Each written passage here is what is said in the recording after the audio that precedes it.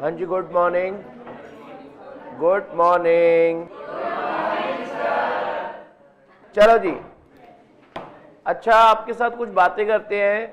अभी तक जो हो चुका है इस चैप्टर में एक बार उसको क्विकली रिवाइज करके आगे कंटिन्यू करेंगे। तो आप सब साथ देना, आपको यहीं पर याद हो जाएगी ये सारी चीजें, ठीक है ना। तो हमने जो चैप्टर स्टार्ट कर रखा है उसका नाम क्या है? Audit strategy, audit planning and audit program, है ना। जो हमने चैप्टर स्टार्ट कर रखा audit strategy, audit planning and audit program. और इसके अंदर हमने ना बेसिकली ये जो चैप्टर बना है एक स्टैंडर्ड के ऊपर बेस्ड है। और वो स्टैंडर्ड नंबर अगर मैं आपसे बोलूं तो वो स्टैंडर्ड नंबर कौन सा है? 300। बोलना आपको पड़ेगा वो स्टैंडर्ड नंबर कौन सा है? 300। नाम क्या है? Planning in an audit of financial statement. समझ आ रहा है आपको? अच्छा जी, तो पहली बात इसके अंदर जो हमने डिस्कस करी थी वो ये है, ऑडिट प्लानिंग करना किसकी रिस्पॉन्सिबिलिटी है? आप सबको बोलना पड़ेगा, यही याद हो जाएगा। पहला पॉइंट जो हमने इस एस्से के अंदर पढ़ा वो यही पढ़ा कि यार ऑडिट ऑफ फाइनेंशियल स्टेटमेंट की प्लानिंग करना किसकी रिस्पॉन्सिबिलिटी है? ऑडिटर की। याद हो गया जी। दूसरा पॉइंट, भाई प्लानिंग हमें करनी क्यों चाहिए थी? क्योंकि इसके क्या होते हैं बताओ? सीडी पापा। सीडी पापा में अगर मैं सी से बात करूं, आप अपने वर्क को क्या कर पाओगे? यानी कोऑर्डिनेशन ऑफ वर्क हो पाएगा। डी से डीआरएस, डी से डीआरएस। डी बोले तो डायरेक्शन, रिव्यू, और आप कर पाएंगे अपनी एंगेजमेंट टीम की। और पापा में पी से क्या आ गया बताओ? पोटेंशियल प्रॉब्लम को आइडेंटिफाई कर पाओगे और ओना। और उसके अलावा ए से क्या हो पाया? एप्रोप्रिएट अटेंशन दे पाओगे। कौन सी? इंपॉर्टेंट एरियाज पर। याद आ रहा है आपको? फिर अगले पी से क्या आ गया? आप अपने ऑडिट को प्रॉपरली ऑर्गेनाइज, मैनेज कर पाओगे। और इसका इफेक्ट क्या आएगा? आपका ऑडिट इफेक्टिव और एफिशिएंट मैनर में कंप्लीट होगा। फिर ए क्या हो गया था? आप अपनी एंगेजमेंट टीम को इससे क्या कर पाओगे? असिस्ट, हेल्प कर पाओगे।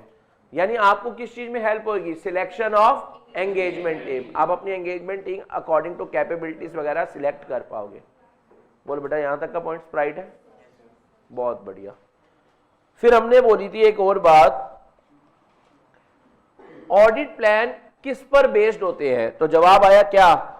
Knowledge of client business. ये 1 मार्कर बनेगा आपका। और फिर 4th पॉइंट पढ़ा था, क्या ऑडिट प्लान करते वक्त हमें अपनी एंगेजमेंट टीम के जो इंपॉर्टेंट मेंबर है उन्हें इन्वॉल्व करना चाहिए या नहीं करना चाहिए? क्योंकि उनका एक्सपीरियंस, उनके इनसाइट, उनके एक्सपीरियंस से हमारी प्लानिंग बढ़िया ही होगी, बेकार नहीं होगी। समझ आ रहा है आपको? अच्छा जी, उसके अलावा क्या हम अपने प्लान चाहें तो मैनेजमेंट से डिस्कस कर सकते हैं या नहीं कर सकते हैं? आवाज में दम दिया, कर सकते हैं या नहीं?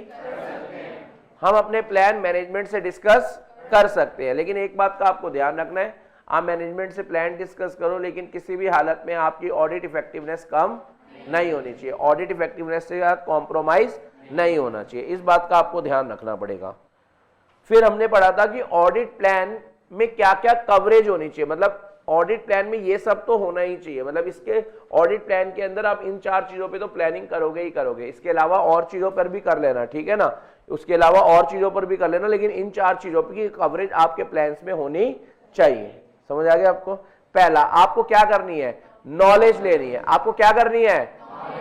आवाज में दम नहीं, आपको क्या करना है? किस चीज की? क्लाइंट के अकाउंटिंग सिस्टम की, पॉलिसीज की और इंटरनल कंट्रोल की।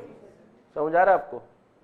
अच्छा, दूसरी बात, आपको ये बात भी डिटरमाइन कर लेनी है, आपके प्लान्स में ये बात भी होनी चाहिए क्या कि यार हमें क्लाइंट के इंटरनल कंट्रोल पर कितना विश्वास करना है। 2 बातें होगी। तीसरी बात हमारे को आंटी यानी nature, timing and extent of audit procedure क्या कितना लगाना है। और लास्ट, हमें अपना वर्क कोऑर्डिनेट कैसे करना है। ये सब आपके प्लान के अंदर कवर होना चाहिए।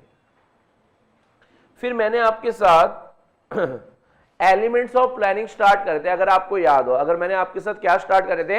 एलिमेंट्स ऑफ प्लानिंग या फिर प्रोसेस प्लानिंग की। प्लानिंग की प्रोसेस हमने करी थी। तो बताओ इसके अंदर तो 2 ही स्टेप है, इसके अंदर तो कितने स्टेप हैं?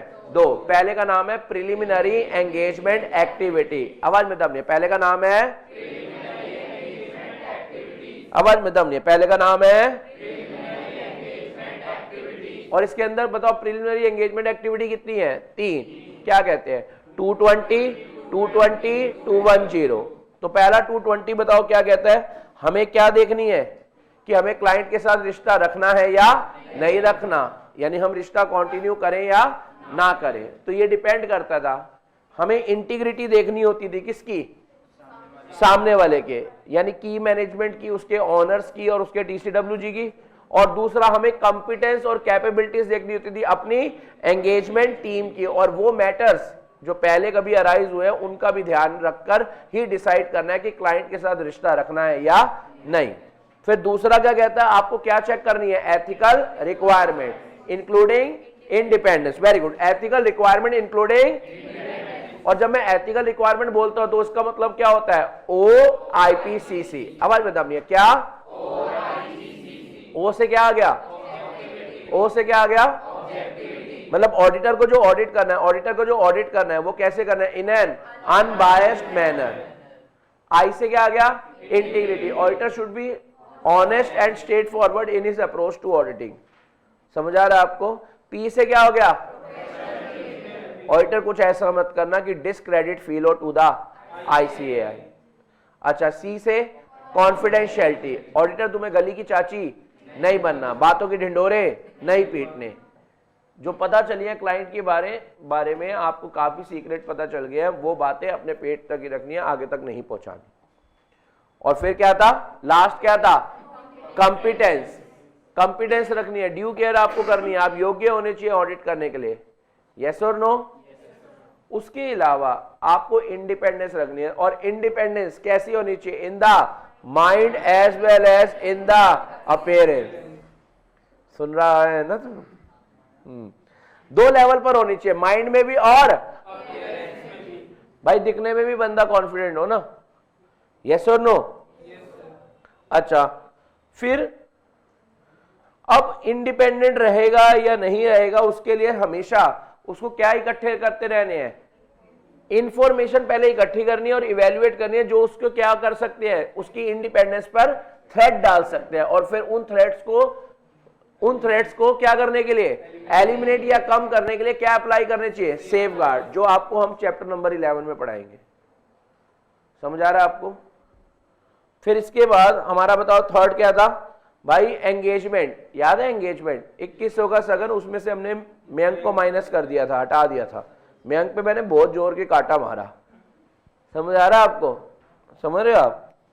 तो बताओ बेटा, ऐसे नंबर कौन सी की रिक्वायरमेंट है? 210, जो किससे रिलेटेड है? एंगेजमेंट। तो जनरली क्या होता है, क्लाइंट ये सोच लेता है CA रख लिया तो सारे काम हो जाएंगे, ऐसा नहीं है। क्लाइंट के साथ ऑडिट की बात होने से पहले हम उसे भेजते हैं LOE। क्या भेजते हैं? LOE, यानी लेटर ऑफ। और लेटर ऑफ एंगेजमेंट में हम क्या लिख कर देते हैं? भैया इस ऑब्जेक्टिव से आ रहे हैं, ये हमारा स्कोप रहेगा और ये हमारी रिस्पॉन्सिबिलिटी रहेगी और ये आपकी। मंजूर है तो कल से आ जाएंगे। तो बताओ बेटा, वो अपनी एक्सेप्टेंस देता है, फिर ऑडिट स्टार्ट होता है। यानी हम क्या करते हैं? अंडरस्टैंडिंग करते हैं एंगेजमेंट की, कि भैया देख लो, कल को ये मत कहना कि यार ये भी काम तुम्हारा था, हमारा जो जो काम है हमने लिख कर दे दिया तुम्हारे को। तो ये आ गया हमारे प्रिलिमिनरी एंगेजमेंट एक्टिविटी, यानी प्लानिंग से पहले होती है प्रिलिमिनरी एंगेजमेंट एक्टिविटी। अब स्टेप नंबर कौन सा आ गया? 2। इसका नाम क्या था? Planning activity. लेकिन प्लानिंग एक्टिविटी में भी अगर आपको ध्यान दें, प्लानिंग एक्टिविटी में भी सबसे पहले हमें क्या एस्टेब्लिश करनी होती है? Overall audit strategy. बोलना पड़ेगा ओवरऑल, जो बोले उसका टर्म क्लियर हो जाए। ओवरऑल। अच्छा, ओवरऑल ऑडिट स्ट्रेटजी में हमने मीनिंग पढ़ा था सबसे पहले, याद है आपको? मीनिंग क्या था? Overall audit strategy sets what? STD। S मतलब, T मतलब, D मतलब ऑफ द ऑडिट एंड, और यही जो आपने स्कोप सेट करा है, टाइमिंग सेट करी है, डायरेक्शन सेट करी है, ये ही बेसिस बन जाएगी, गाइड करेगी किस चीज में? In the development of overall audit plan. समझ आ रहा है? फिर हमने इसके बाद हमने पढ़ा था भाई, ऑडिट स्ट्रेटजी ऑडिटर की किस चीज में हेल्प करती है, किस चीज में असिस्ट करती है? तो रिसोर्सेज इनटू 4, बोलना पड़ेगा रिसोर्सेज इंटू, आवाज में दम नहीं, रिसोर्सेज इंटू, ठीक है ना। तो रिसोर्सेज इंटू 4 की अगर मैं बात करूं तो पहला आ गया, हमें इसके थ्रू ये पता चल जाता है कि हमें कौन कौन से रिसोर्सेज चाहिए। फिर दूसरा हमें क्या पता चल जाता है, किस एरिया के लिए कितने चाहिए, कौन से चाहिए और कौन से चाहिए। फिर उसके बाद थर्ड क्या आ गया, कब चाहिए, और फिर लास्ट हम इन रिसोर्सेज को मैनेज कैसे करेंगे। समझ आ गया आपको। फिर हमने इसके बाद स्टार्ट करा था स्ट्रेटजी के अंदर ही, अभी उसके अंदर फैक्टर्स, ऑडिट स्ट्रेटजी बनाते वक्त आप किन बातों का ध्यान रखेंगे। तो इसको लर्न करने का तरीका है क्रो डिटेक्ट पल्स। समझ आ रहा है आपको, क्रो डिटेक्ट पल्स। और क्रो डिटेक्ट पल्स में से भी हमने सिर्फ अभी फर्स्ट पॉइंट ही सीखना स्टार्ट करा था। हमने अभी सिर्फ कौन सा पॉइंट ही सीखना स्टार्ट करा था बेटा, फर्स्ट। और फर्स्ट क्या होता था, कैरेक्टरिस्टिक। सबसे पहले क्लाइंट को तो जान लो, स्ट्रेटजी बनाने से पहले क्लाइंट को तो जान लो।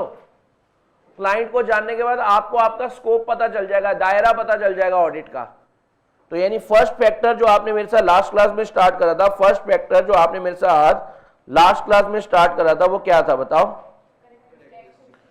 ये देखो, सबसे पहले आपको क्या करना है, कैरेक्टरिस्टिक्स जानना है एंगेजमेंट का। आपको ऑडिट में जो क्लाइंट है उसके फीचर्स जानो, क्लाइंट को समझो, ठीक है ना। क्लाइंट को समझने से आपको क्या पता चल जाएगा, अपना ऑडिट का स्कोप। क्लाइंट को जानने के बाद आपको क्या पता चल जाएगा, अपना ऑडिट का स्कोप। तो यानी फर्स्ट हमने पॉइंट पढ़ लिया था क्रो डिटेक्ट पर्ल में से, हमने जो स्ट्रेटजी में फैक्टर्स पढ़ रहे थे उसमें से फर्स्ट पॉइंट पढ़ लिया था। क्या पढ़ लिया था कि सबसे पहले आपको आइडेंटिफाई करना होता है, बताओ क्या, कैरेक्टरिस्टिक्स। आण दो क्या, कैरेक्टरिस्टिक्स किसका, क्लाइंट का, है ना, जो आपको ऑडिट वाला काम मिला। इससे आपको क्या पता चल जाएगा, स्कोप ऑफ द ऑडिट, भाई क्लाइंट बड़ा है या छोटा है। तो इसके लिए आपने कैरेक्टरिस्टिक्स को क्या क्या देखा था कि क्लाइंट पर एप्लीकेबल एफआरएफ कौन से है, क्लाइंट का बिजनेस का नेचर क्या है, क्लाइंट किस इंडस्ट्री को बिलोंग करता है, और प्रीवियस ऑडिट में जो सबूत मिले थे उसका इस ऑडिट में कितना यूज हो सकता है। इन सब को जानने के बाद आपको अपना ऑडिट का दायरा पता चल जाएगा।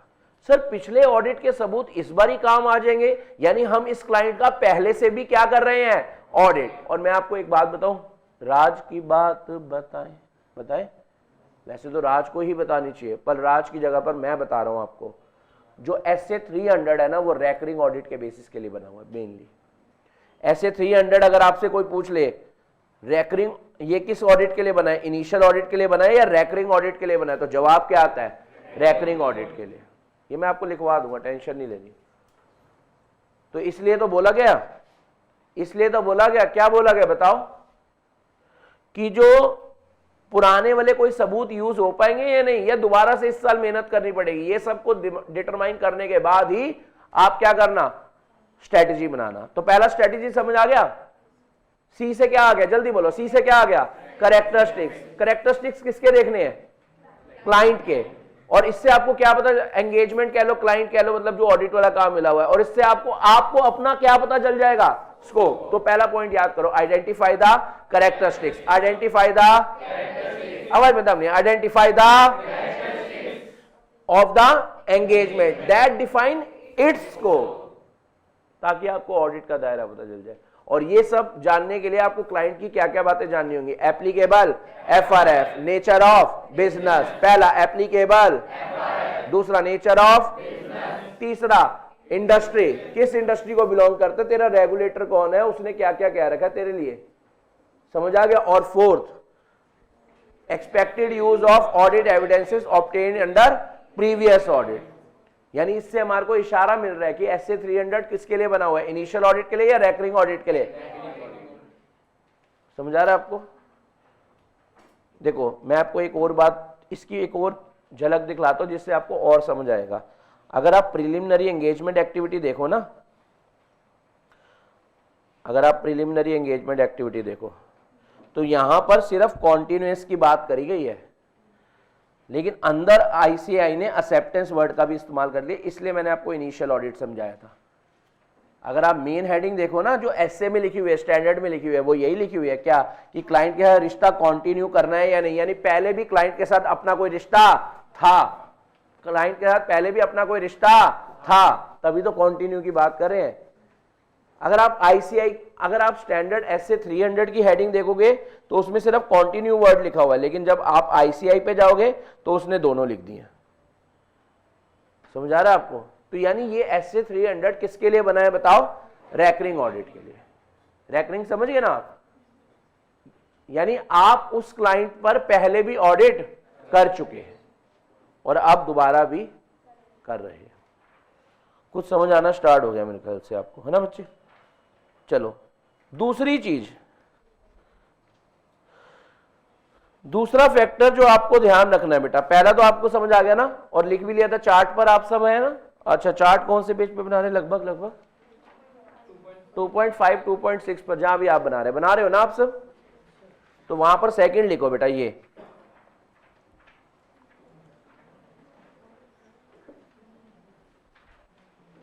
लिखो बेटा, फैक्टर्स में सेकंड फैक्टर लिखो। फर्स्ट फैक्टर आपने लिख दिया ना बेटा, फर्स्ट फैक्टर आपने लिख दिया ना बच्चे। ये देखो, आपने यहां पर फैक्टर स्टार्ट करे थे। स्ट्रेटजी बनाते वक्त हम कौन सी बातों का ध्यान रखेंगे, और उसके अंदर पहली आपने कैरेक्टरिस्टिक वाली बात कर ली। अब आप इसके अंदर सेकंड बात मेरे साथ डिस्कस करने जा रहे हैं, जिसका नाम क्या है? Ascertain the reporting objective, ascertain the reporting objective of the engagement, ascertain the reporting objective of the engagement to plan the, ascertain the reporting objectives of the engagement to plan the timing of the audit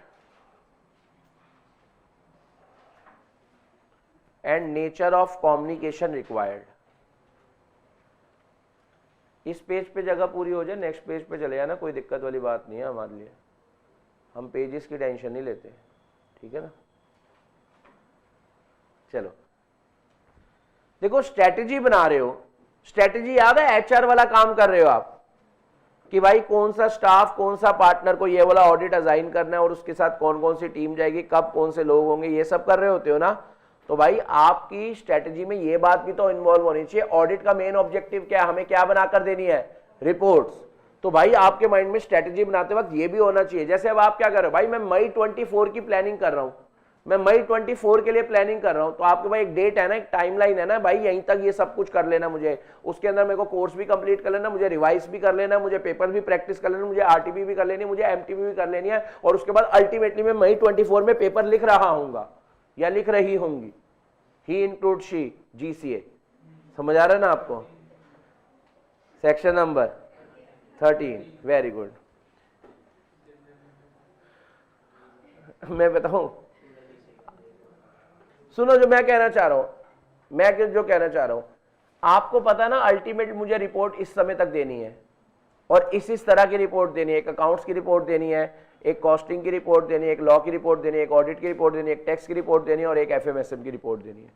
यही सब चीजें यहाँ पर भी auditor के mind में strategy बनाते वक्त ही होना चाहिए कि मेरा रिपोर्टिंग ऑब्जेक्टिव क्या रहने वाला है, मेरा रिपोर्टिंग ऑब्जेक्टिव क्या रहने वाला है। समझ आ रहा है आपको? यस और नहीं? तो बताओ, ascertain the reporting objective. Auditor के माइंड में पहले दिन से ही होना चाहिए कि मेरा रिपोर्टिंग ऑब्जेक्टिव क्या रहने वाला है, ठीक है ना? और साथ में रिपोर्टिंग मुझे कब तक कर लेनी है, यानी ascertain the reporting objective of the engagement to plan the timing of the audit। और साथ में मुझे कौन कौन से कम्युनिकेशंस करने होते हैं मैं आपको बताता हूं। हमारा स्टैंडर्ड 260 है, 265 है, जो ये कहता है कि ऑडिटर को कई बारी टीसीडब्ल्यूजी से भी क्या करनी पड़ती है।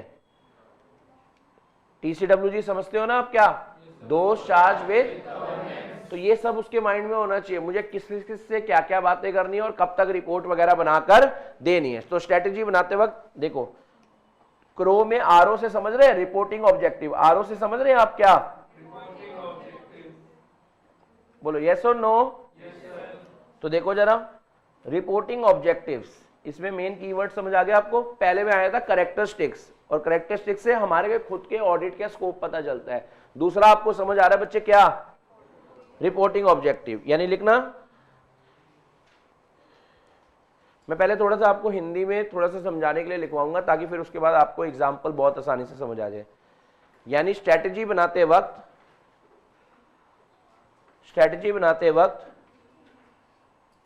ऑडिटर के माइंड में, स्ट्रैटेजी बनाते वक्त ऑडिटर के माइंड में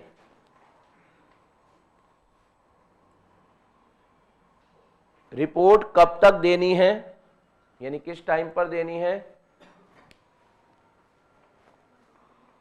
रिपोर्ट कब तक देनी है, और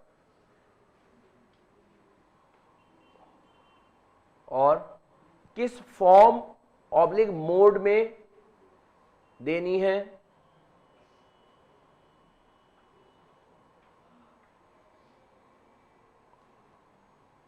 और किस किस तरह के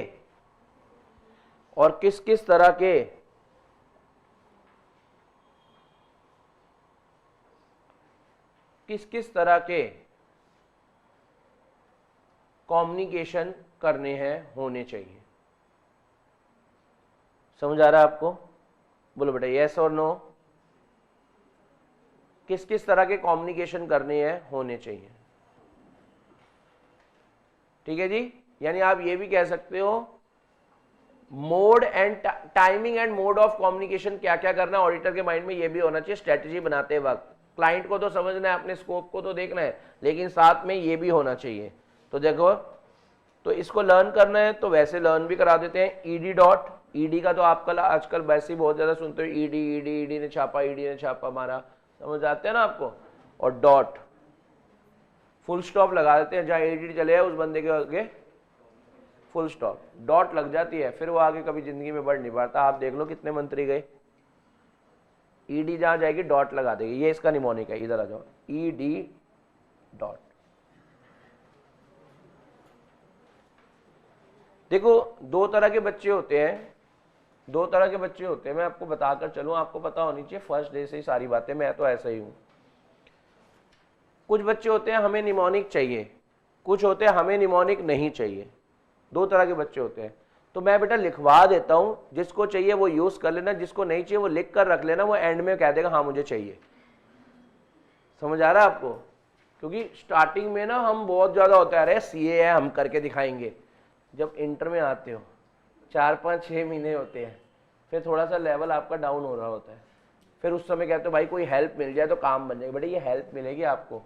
ईडी डॉट एक बार लिख कर देखो, आपको बहुत अच्छी फीलिंग आएगी। मैं आपको बता रहा हूँ, सीडी पापा से आपको सारा कुछ याद हुआ है, ईडी डॉट से आपको सब कुछ याद होगा। समझ आ रहा है आपको? क्योंकि आपका कोर्स में चीजें आगे बढ़ती जाएंगी, रोज आपके चीज में माइंड में चीजें जाती जाएंगी, तो उसकी कोई ट्रिक होगी तो आपको हेल्प मिलेगी। समझ आ रहा है आपको? मैं आपको एक और बात बता दूं, सिर्फ समझने से काम नहीं चलता ऑडिट में, सिर्फ लर्न करने से काम नहीं चलता, दोनों से चलता है काम। समझ के आप यही वाली लैंग्वेज पुट करेंगे तो आपके मार्क्स बहुत अच्छे आएंगे, नहीं तो बेटा 60s में आएंगे, 50s में आएंगे। अगर आप बिल्कुल ही ओन लैंग्वेज पे जाएंगे तो आप ये मान लो 50s में मार्क्स आएंगे, और जो मैं कीवर्ड्स लिखवा रहा हूँ इसके साथ जाएंगे तो आपके 70+ 80+ मार्क्स आराम से स्कोर कर जाओगे आप। समझ आ रहा है आपको? तो आपको जो मैं चार्ट बनवा रहा हूँ आपके माइंड में छप रहे हैं वो कीवर्ड्स, आप इन्हीं का यूज कर लेना, ठीक है ना। आई एम, इज, आर तो आपको लगाना आता है, हैज, हैव। समझ आ रहा है ना आपको? तो आओ जरा ईडी डॉट की बात करते हैं। पहले मैं नॉर्मल समझा देता हूं, फिर निमोनिक से लिखवा के कर लेंगे, है ना। तो सबसे पहले यार देखो, आपको कुछ बातें असर्टेन करके रखनी है, स्ट्रेटेजी बनाते वक्त ध्यान रखनी है कि entities time table for reporting, भाई कब किस समय पर हमें रिपोर्टिंग करनी है, या आपके इस क्लाइंट पर हमें किस समय तक रिपोर्टिंग करनी है, यह आपको पता होना चाहिए। समझ आ रहा है आपको? और कब कब हमें अपनी मीटिंग रखनी है, कब कब हमें मीटिंग रखनी है, किसके साथ? With the management. मैंने आपको बताया था ना, हम मैनेजमेंट के साथ अपने ऑडिट प्लान भी क्या करते हैं, डिस्कस करते हैं। क्यों करते हैं? ताकि जो जो चीजें हमें रिक्वायर्ड होगी भाई अरेंज करके रखो ना, ताकि उस समय जब हम ऑडिट पर आए तो हमें ये मत कहना यार ये तो अभी अरेंज नहीं करके रखो। हम कह रहे हैं भैया अपनी बुक्स ऑफ अकाउंट्स अरेंज करके रखना, अपने लेजर्स वाउचर्स वगैरह सब मेंटेन करके रखना, हम इस समय पर ये करेंगे। यस और नो? तो यानी आपको क्या पता होना चाहिए कि मुझे किस समय तक रिपोर्ट बनाकर देनी है, ये आपके माइंड में होना चाहिए, उसी के अकॉर्डिंग स्ट्रेटेजी बनाओगे ना। दूसरा, हमें क्लाइंट के साथ जो एनटीई ऑफ ऑडिट वर्क डिस्कस करना है उसकी मीटिंग कब रखनी है ये पता होना चाहिए, क्योंकि आपने तो बोला किस किस तरह के कम्युनिकेशन करने हैं वो भी आपके माइंड में होना चाहिए ना। तो मैनेजमेंट के आप मीटिंग करके बातचीत ही तो करोगे, दिल दिया गल्ला ही तो करोगे, किससे रिलेटेड? ऑडिट से रिलेटेड। तीसरा, डिस्कशन विद द मैनेजमेंट करोगे regarding the expected time and timing of report to be issued including the auditor report. Management से भी डिस्कशन करोगे भैया तुम्हें रिपोर्ट कब तक चाहिए, क्योंकि तुम्हें हम रिपोर्ट बनाकर देंगे, उसके अगेंस्ट में तुम बोर्ड रिपोर्ट बनाओगे और अल्टीमेटली फिर एजीएम होगी, और एजीएम के साथ अकाउंट्स के साथ साथ एआर बीआर आपको नोटिस के साथ भी भेजना होता है। तो तुम क्या उम्मीद करते हो किस तरह की रिपोर्ट कब तक बनाकर दे दे? समझ आ रहा है आपको? और मैनेजमेंट के साथ डिस्कशन और भी कौन सी करोगे बताओ? Regarding the expected communication on the status of audit work through out the engagement. Management को बताते रहोगे भैया इतने % ऑडिट हो गया, इतने % ऑडिट हो गया, कब कब बताते रहना, ये भी हमें बताते रहना, ठीक है ना। और last, nature and timing of communication among the engagement team member. हम आपस में कैसे कम्युनिकेट करेंगे सारी? भाई ऑडिट पर देखो क्या होगा, कई बार हम आपको उठाकर कह देंगे दूसरे क्लाइंट पे चले, फिर वापिस आप आओगे, तो आपस में हमारी टीम की कैसे कम्युनिकेशन रहेगा ये सब की भी स्ट्रेटजी अभी से ही बनाकर रख लेंगे। समझ आ रहा है आपको? यस और नो? यानी एंगेजमेंट टीम मेंबर्स के साथ भी किस तरीके से हमारी टीम मीटिंग होगी, किस तरीके से टीम का वर्क, एंगेजमेंट टीम का वर्क देखा जाएगा, ये सब की भी बातें हम पहले से ही डिस्कस कर रख लेंगे। ED dot. समझ आ रहा है आपको? यस और नो? चलो तो आ जाओ जरा, लिख लो जरा।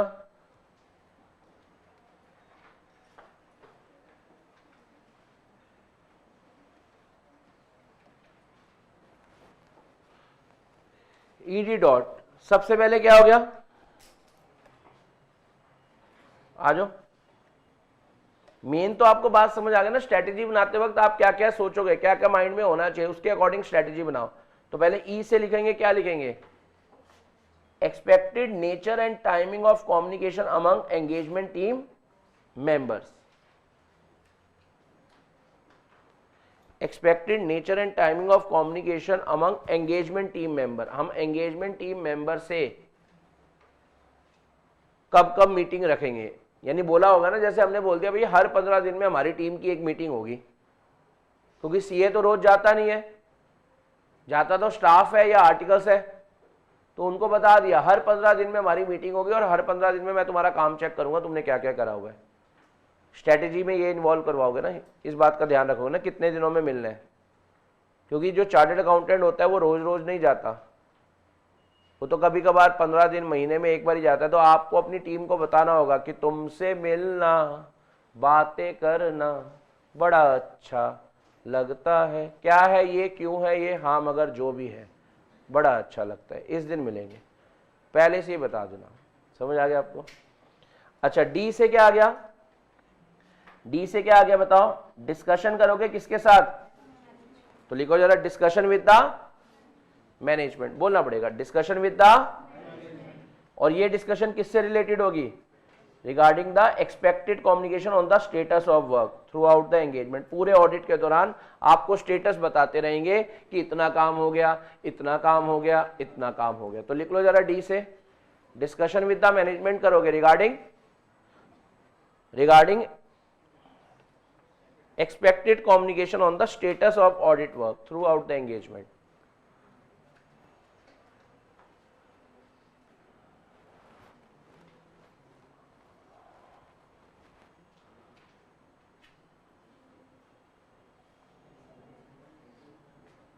ED डॉट में अगला D, discussion with the management regarding expected type and timing of reports.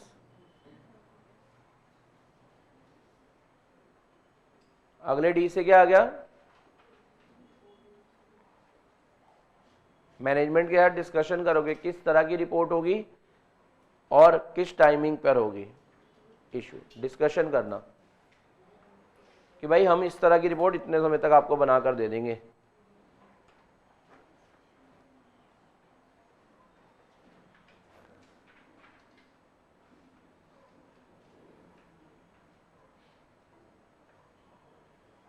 आ गया समझ? अच्छा जी। उसके अलावा organizing of meeting to discuss the entity of audit work with the management. हमें एक क्लाइंट के साथ डिस्कशन करनी है कि हमारा ऑडिट वगैरह कैसे रहेगा।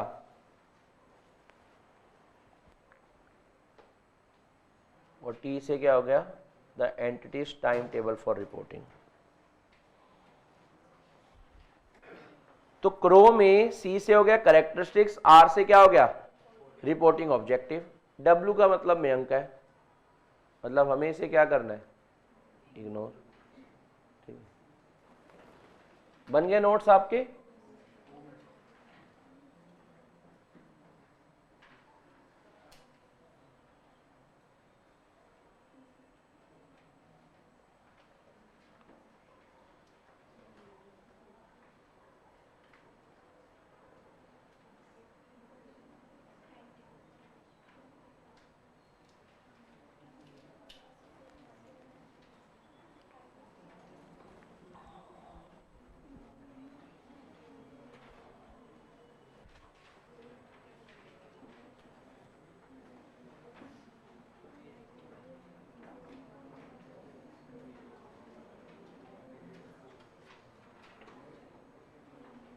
चले आगे बात करें। आओ जी आओ। तीसरा पॉइंट पहले आप लिख लो, हेडिंग लिख लो, फिर मैं आपको समझाता हूँ, एक लाइन हिंदी में समझाऊंगा, आपको समझ आ जाएगा। पहले आप थर्ड पॉइंट लिखो, फिर मैं आपका इसको कीवर्ड बताऊंगा और इस निमोनिक में भी फिट कर दूंगा। थर्ड पॉइंट लिखो फैक्टर्स के अंदर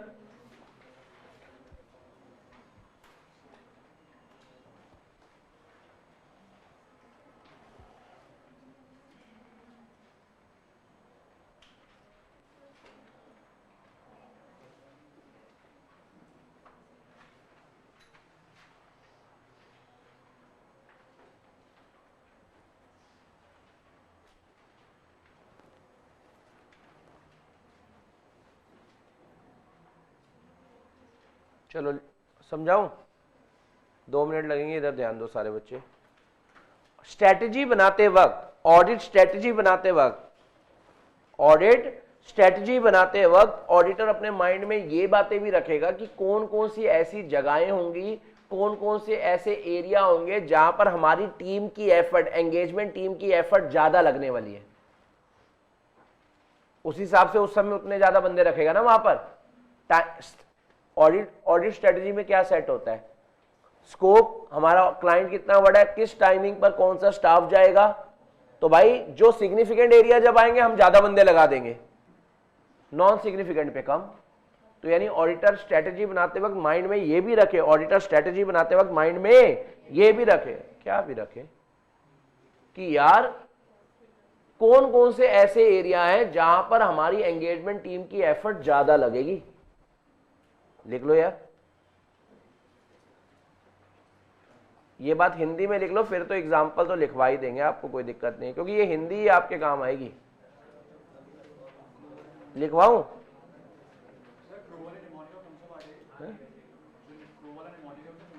डी, अभी बताएंगे आपको।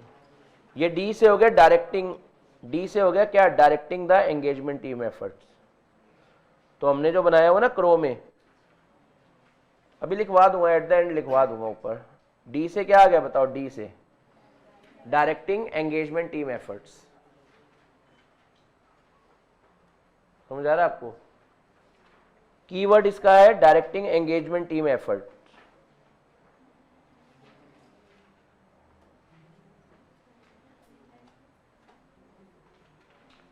पहले हिंदी में लिखवा दूं,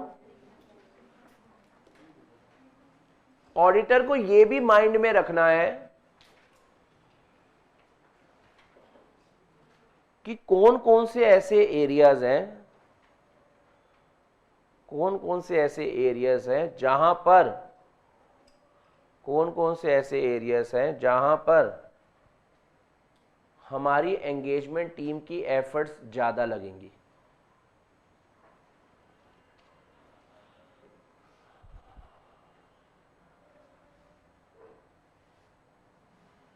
कौन कौन सी ऐसे एरिया हैं जहां पर हमारी एंगेजमेंट टीम की एफर्ट्स ज़्यादा लगेंगी। पॉइंट समझ आ रहा है या नहीं?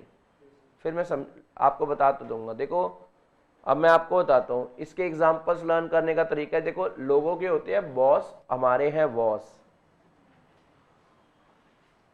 अपना कोई बॉस नहीं है, एक ही है ऊपर वाला बस, ठीक है। वैसे ये क्या है, बॉस।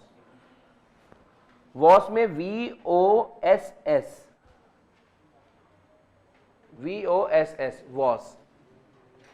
स्टार्ट करें यार। एक बात बताओ,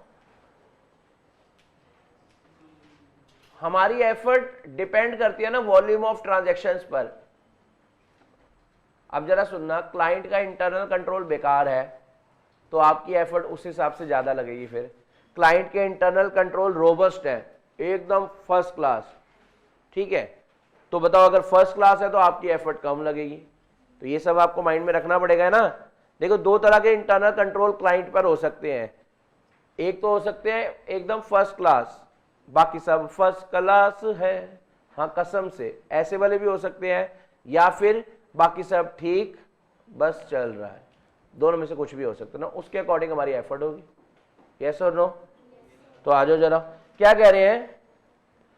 volume of transaction which may determine whether it is more efficient for the auditor to rely on the internal control. यानी जहां हमें यह डिसाइड करना होगा कि हमें इंटरनल कंट्रोल पर कितना विश्वास करना है।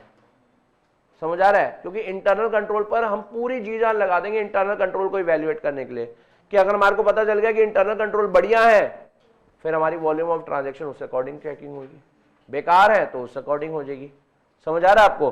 तो वॉल्यूम ऑफ ट्रांजैक्शंस को लेकर आपकी एफर्ट बढ़ भी सकती है और कम भी हो सकती है। Which may determine whether it is more efficient for the auditor. क्या ये ऑडिटर के लिए एफिशिएंट रहेगा ऑडिट में कि वो इंटरनल कंट्रोल पर विश्वास कर ले? समझ आ रहा है? यस और नो? और दूसरा भाई, सिग्निफिकेंट इंडस्ट्री डेवलपमेंट्स क्या हो रही हैं, उस इंडस्ट्री में क्या क्या डेवलपमेंट्स आ रही हैं, ठीक है ना। मतलब उस हो सकता है उस इंडस्ट्री में चेंज इन रेगुलेशन हो रहा हो, न्यू रिपोर्टिंग रिक्वायरमेंट्स आ रही हैं, तो ये सब पर हमारी टीम की एफर्ट लगेगी, क्योंकि हमें हमारी टीम को new regulations, new reporting requirements वगैरह सब कुछ जाननी होगी और उसके अकॉर्डिंग ही रिपोर्ट बनाकर देनी होगी। तो यानी यहाँ पर हमारी एंगेजमेंट टीम की एफर्ट्स बढ़ जाएगी। या फिर उसके FRF में तो नहीं चेंज आ रहा, अभी तक उस पर AS लगते थे, वो लिस्टेड हो गया, अब उस पर इंड AS लग रहे हैं। समझ आ रहा है आपको? अच्छा, और अदर लीगल एनवायरनमेंट में, मतलब उससे रिलेटेड कोई लॉ में तो नहीं चेंज आ गया। Other significant relevant development such as changes in the, किसमें, legal environment affecting the entity. तो वॉस समझ आ रहा है? वॉस में V से क्या आ गया, पहले लिखो, वॉल्यूम ऑफ ट्रांजैक्शन, लिखते जाओ। V से क्या आ गया,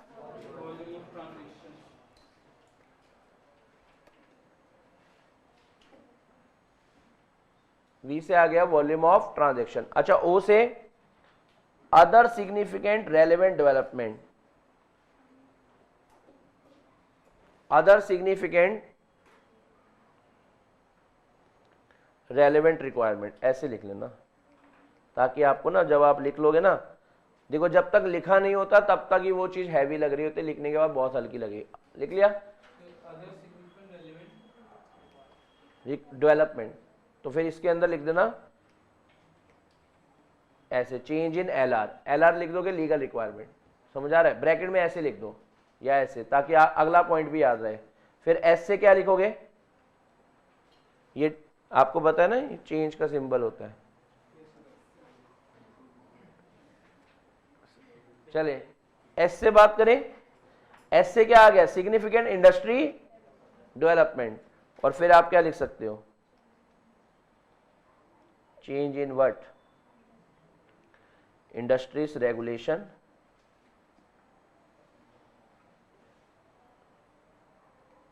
और दूसरा रिपोर्टिंग रिक्वायरमेंट्स,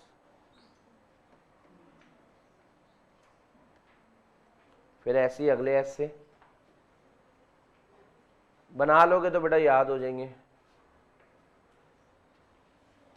क्योंकि ये आएगा क्वेश्चन इस बारी। सर आप इतना श्योर कैसे हैं कि ये आएगा?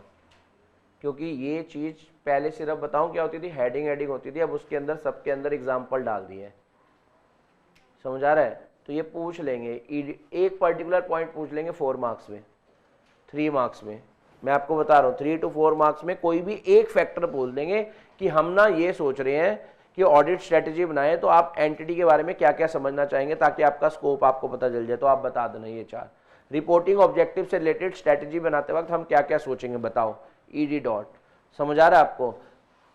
Engagement, directing the engagement team effort, engagement team की एफर्ट कहाँ कहाँ बढ़ सकती है वो बता देना, पूछ लेंगे, मैं आपको बता रहा हूँ, ठीक है ना? और लास्ट एस से क्या आ गया, significant changes in the FRF,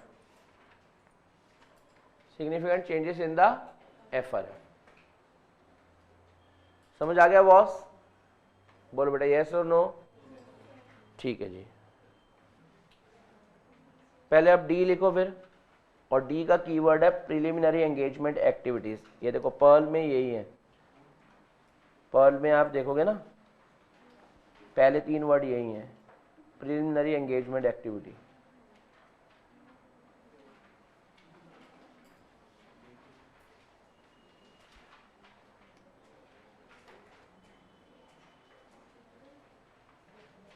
पहले पूरा लिख लो,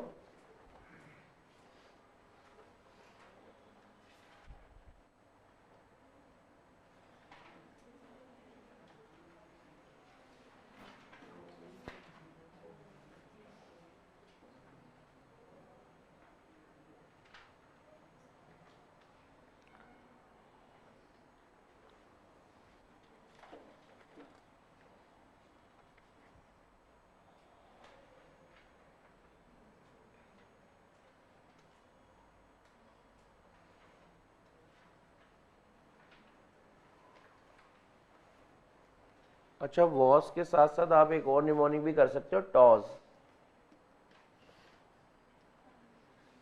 ऐसे भी कर सकते हो अगर आपका मन हो, टॉस से याद करना या वॉस से, वो आप देख लेना है, टॉस से भी कर सकते हो ऊपर वाला निमोनिक जो है।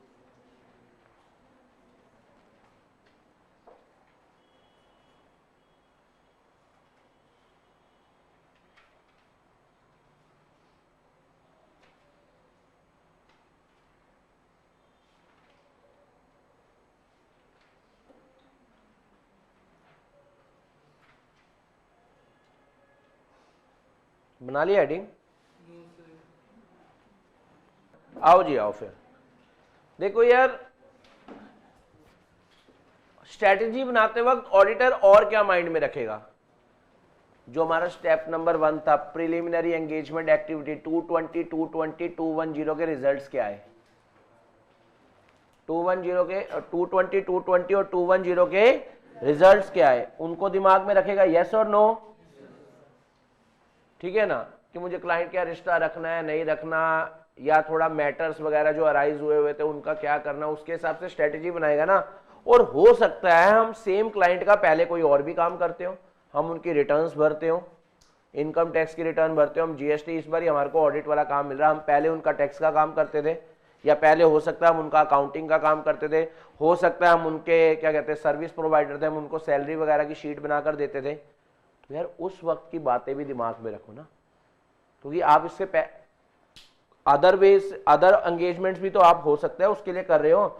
Where applicable, whether knowledge gained on other engagement performed by engagement partner for the entity is relevant। आप उन बातों को, क्या वो वाली बातें भी आपके लिए रेलेवेंट हो सकती हैं जो आपने इसकी किसी और काम के लिए करी थी। अब जैसे मेरे से अगर मैं बात करूं, बेटा मैं आपको ऑडिट पढ़ा रहा हूं और आप में से मोस्टली बच्चे मुझे लॉ में भी पढ़े हुए हैं और उनमें से फाउंडेशन में भी पढ़े हुए हैं, तो मैं उनके जो फाउंडेशन में मेरा उनके साथ एक्सपीरियंस है, इंटर ग्रुप 1 की लॉ में एक्सपीरियंस है, वो मैं ऑडिट पढ़ाते वक्त यूज नहीं कर सकता कि यार देख तेरी वो कमियां थी ये सही कर ले ऐसे। तो स्ट्रेटेजी बनाते वक्त मैं पुराने काम भी तो देख सकता हूँ, हाँ वो किसी और से रिलेटेड हो सकते हैं, कोई और काम से रिलेटेड हो सकते हैं, पर मेरे को आपके साथ वो दो चीजें करके भी तो बेटर अंडरस्टैंडिंग हुई है। यस और नो?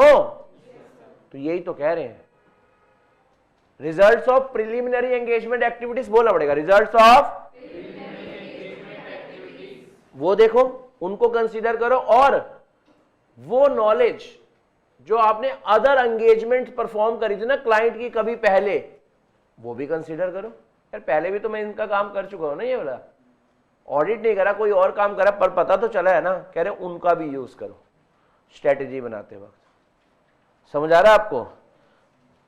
प्रिलिमिनरी एंगेजमेंट एक्टिविटी और other engagement perform by the engagement partner. Engagement partner समझ आ गया, जिसको इस बारी ऑडिट की रिस्पॉन्सिबिलिटी मिली है फ्रॉम द फर्म, भाई तूने संभालना है ये वाला ऑडिट।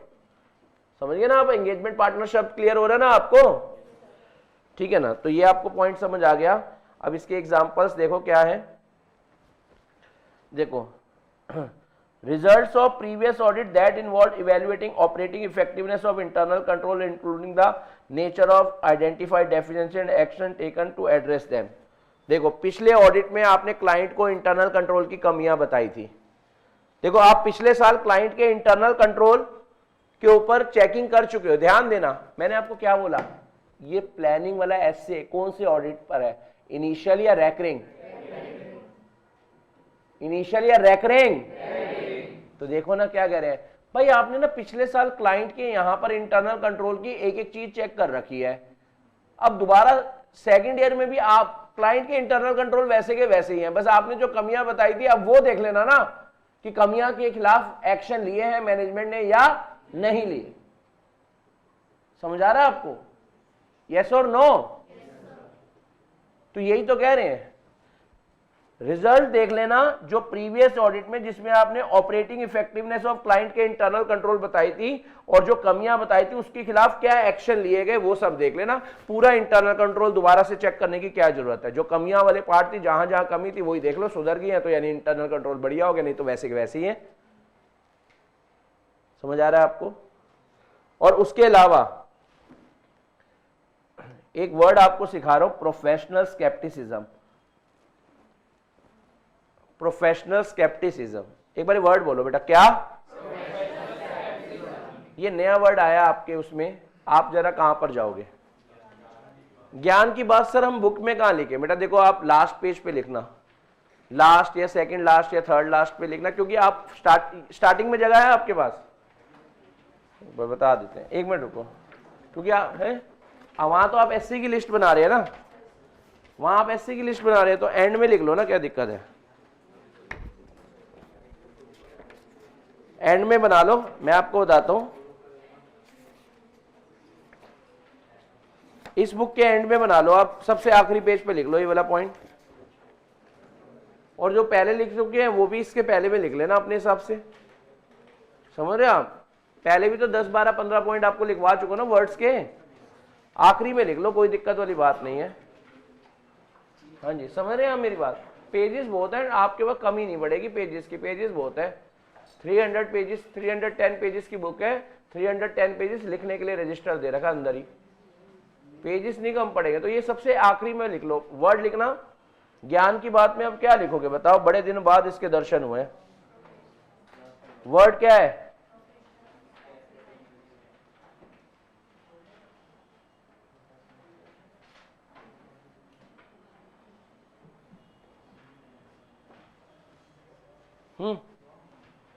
वापिस आएंगे टॉपिक पर इस शब्द का मतलब जानने के बाद, क्योंकि देखो शब्दों के मतलब जानने के बाद आपको वो टॉपिक बहुत आसान लगने लग गया है, ऑडिट की लैंग्वेज। देखो सुनना,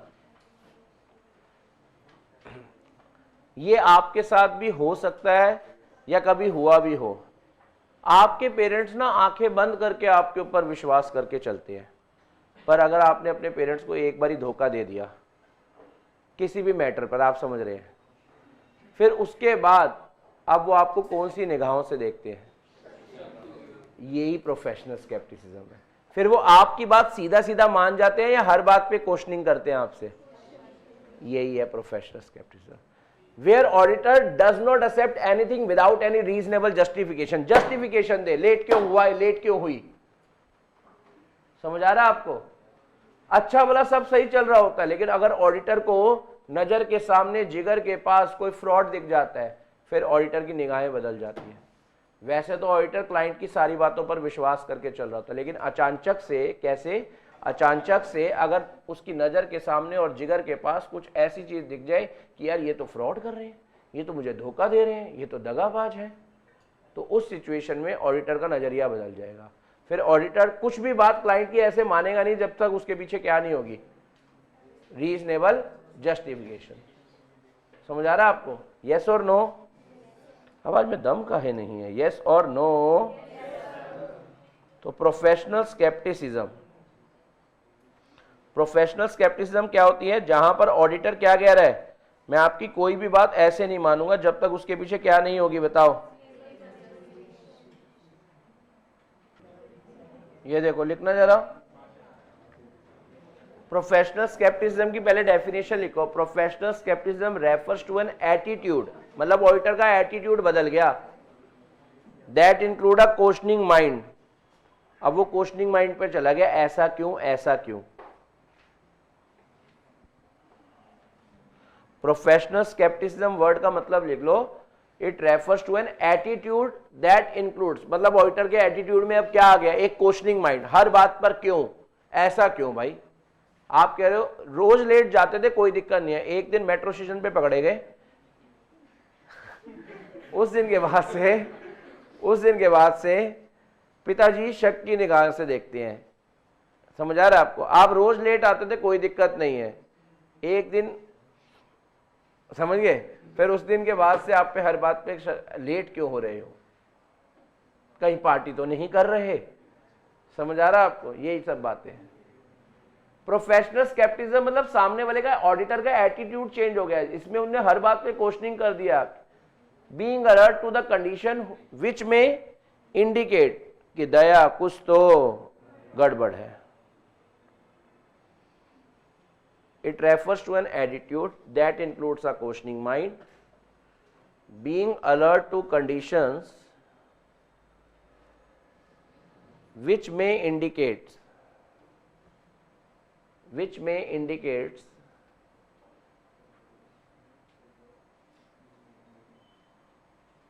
possible misstatement due to error or fraud.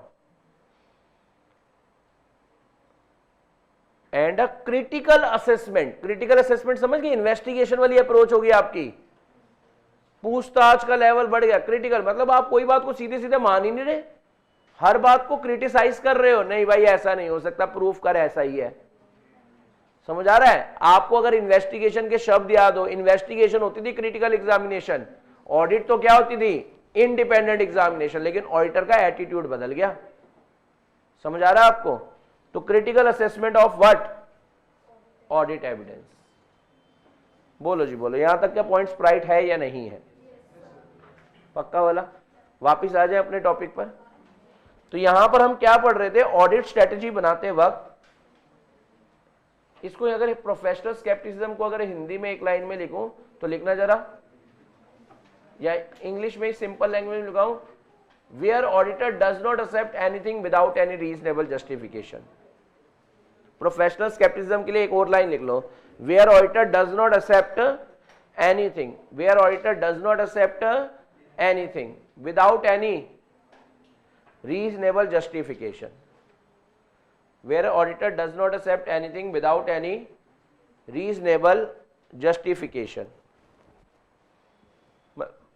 समझ रहे हो? ऑडिटर कोई बात मान ही नहीं रहा। डन है जी? चलो वापिस आ जाओ अपने टॉपिक पे।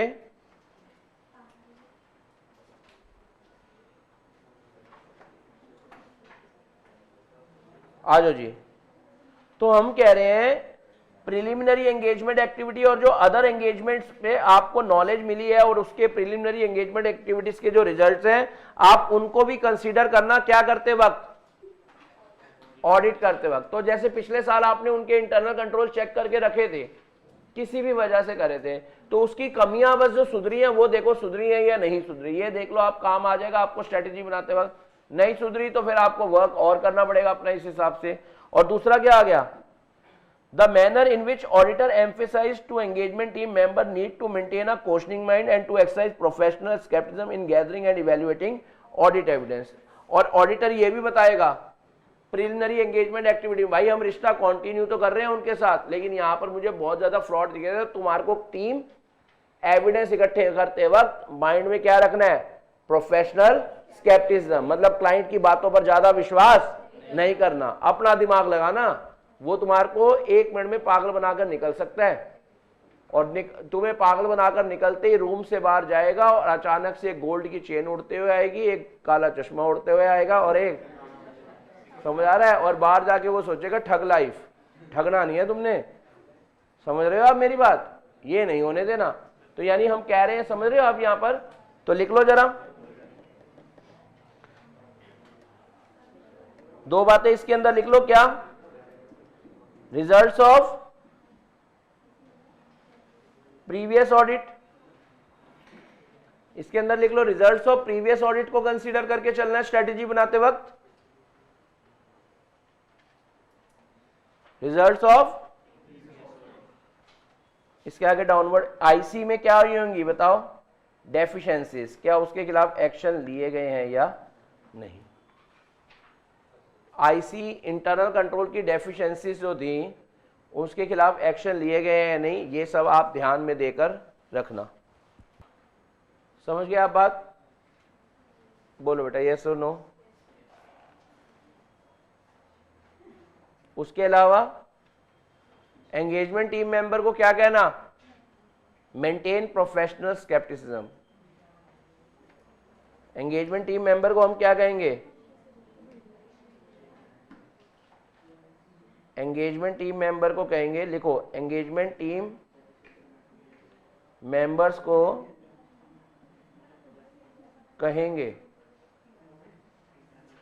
फॉर मेंटेनेंस ऑफ, क्या मेंटेन करके रखना, मेंटेनेंस ऑफ प्रोफेशनल स्केप्टिसिज्म।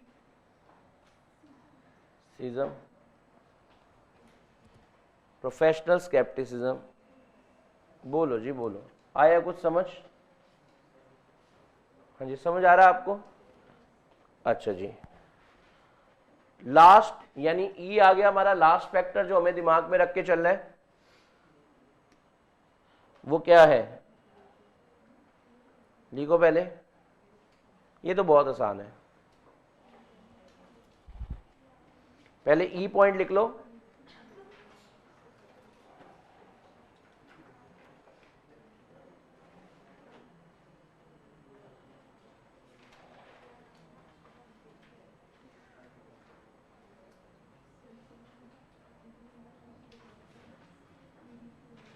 चले लास्ट,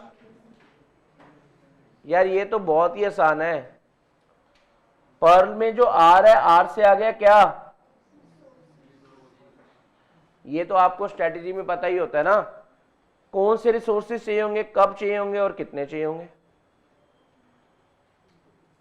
ये बात भी स्ट्रेटेजी में सोच के चलना, कौन से तरह के एम्प्लॉय चाहिए होंगे, कौन सी तरह के एंगेजमेंट टीम में मेंबर चाहिए होंगे, कब चाहिए होंगे और कितने चाहिए होंगे। समझ आ रहा है आपको? ये तो आपको पहले से ही स्प्राइट है।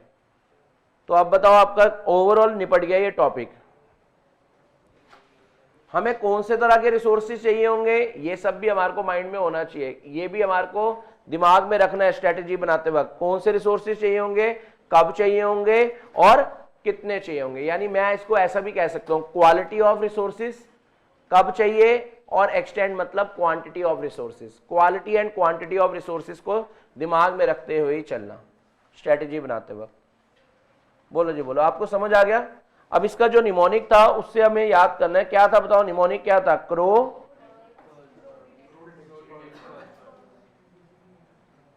चलो बताओ सी से फटाफट से। अब आप अपने हाथ से लिख लो, जिन्होंने नहीं लिखा लिख लो। सी से अपने हाथ से क्या लिखोगे यहाँ पर, कैरेक्टरिस्टिक्स, और कैरेक्टरिस्टिक्स के नीचे डाउनवर्ड एरो बना के क्या लिखोगे, स्कोप। अच्छा आर से लिखो ना, जिन्होंने नहीं लिखा वो लिखो। आर से क्या लिखोगे, डब्ल्यू को इग्नोर करेंगे। अच्छा डी से डायरेक्टिंग एंगेजमेंट टीम एफर्ट्स, आप ऐसे भी कर सकते हो डिटेक्ट में, डायरेक्टिंग एंगेजमेंट टीम एफर्ट्स, समझ रहे हो,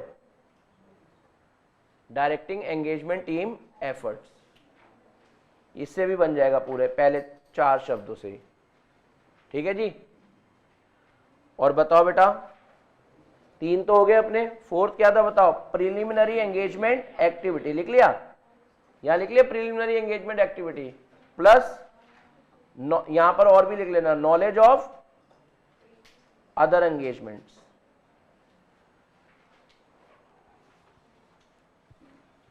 प्रिलिमिनरी एंगेजमेंट एक्टिविटी और ये, और आर से बताओ क्या लिखोगे, रिसोर्सिस की क्या आंटी, रिसोर्सिस की कौन, मेरे ख्याल से आपको ये क्वेश्चन अब माइंड में छप चुका है, अब आपको आ जाए, अब आप उस क्वेश्चन को देखकर यही कहेंगे आण दो, कर देंगे, कोई दिक्कत नहीं है। अब सुनना मेरी बात, बहुत बढ़िया पॉइंट, अगर आप देखें, मैंने आपको लास्ट क्लास में बोला था ये टॉपिक आज स्टार्ट होगा, अगली क्लास में जाकर खत्म होगा।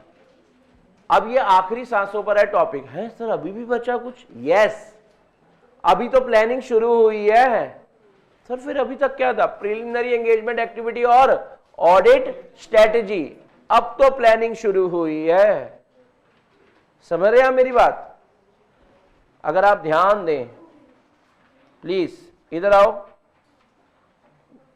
हेलो इधर आओ, एक्चुअल में उठ के मत आ जाना, इधर आओ। हमने क्या करना होता था, सुनो, प्लानिंग की प्रोसेस के 2 स्टेप थे। पहले स्टेप का नाम था प्रिलिमिनरी एंगेजमेंट एक्टिविटी, जिसके अंदर हमने 220, 220, 210 करे, ठीक है। सेकंड स्टेप था प्लानिंग एक्टिविटी। प्लानिंग एक्टिविटी में सबसे पहले हम क्या बनाते थे, स्ट्रेटेजी। स्ट्रेटेजी के बाद क्या बनती है, आवाज में दम नहीं, स्ट्रेटेजी के बाद क्या बनती है, आवाज में दम नहीं, स्ट्रेटेजी के बाद क्या होती है। तो अब हमारा समझ आ रहा है आपका पॉइंट, यानी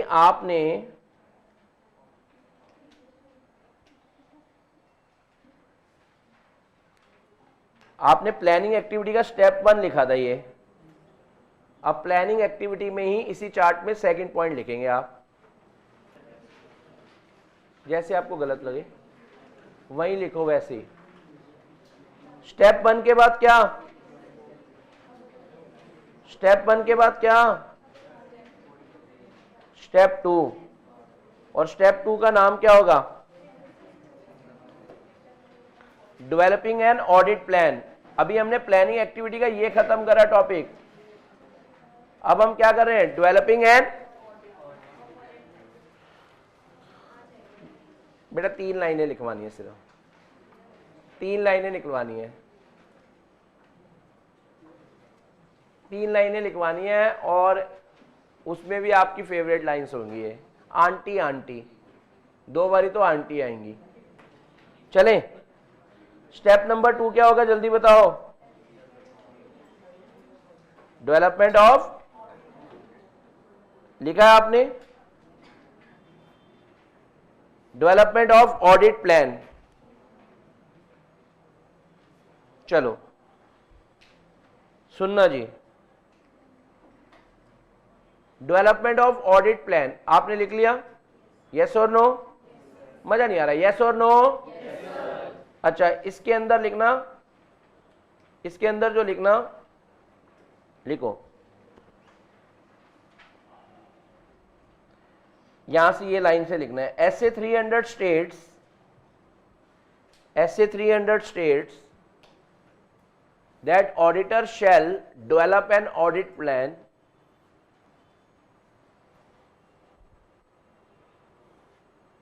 ऐसे 300 states that auditor shall develop an audit plan that include description of, बस यहां तक रुक जाना, that include description of,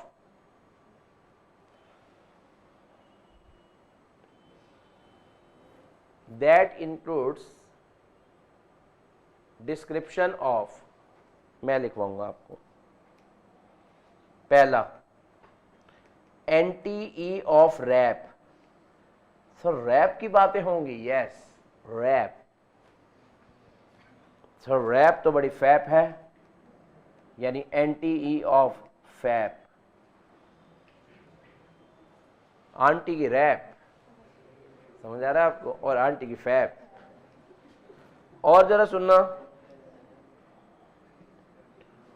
और भी कुछ procedures, other procedures,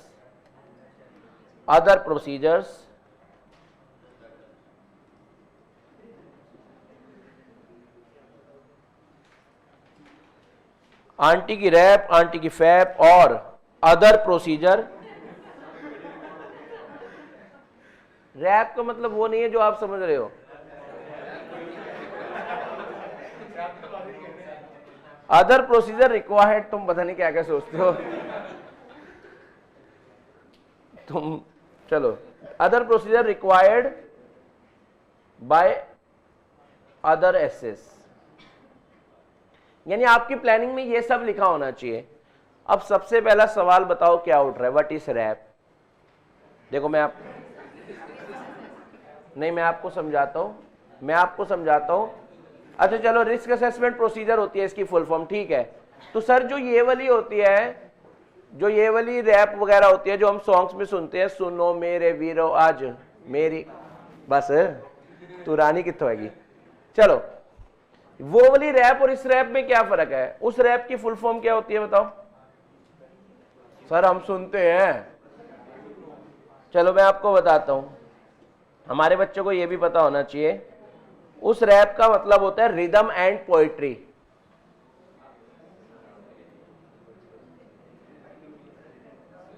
rhythm and poetry मतलब किसी पोइट्री को, लिखी हुई बात को आप रिदम में गा देते तो वो रैप हो जाती है।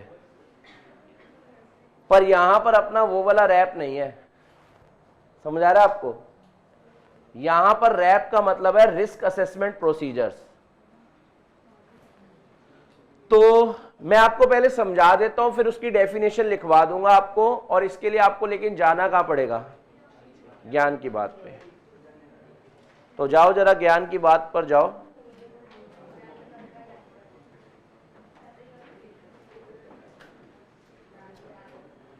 पॉइंट नंबर कौन सा बन जाएगा, 18। रैप का मतलब रिदम एंड पोइट्री नहीं है, रैप का मतलब है risk assessment procedures. Risk assessment procedures,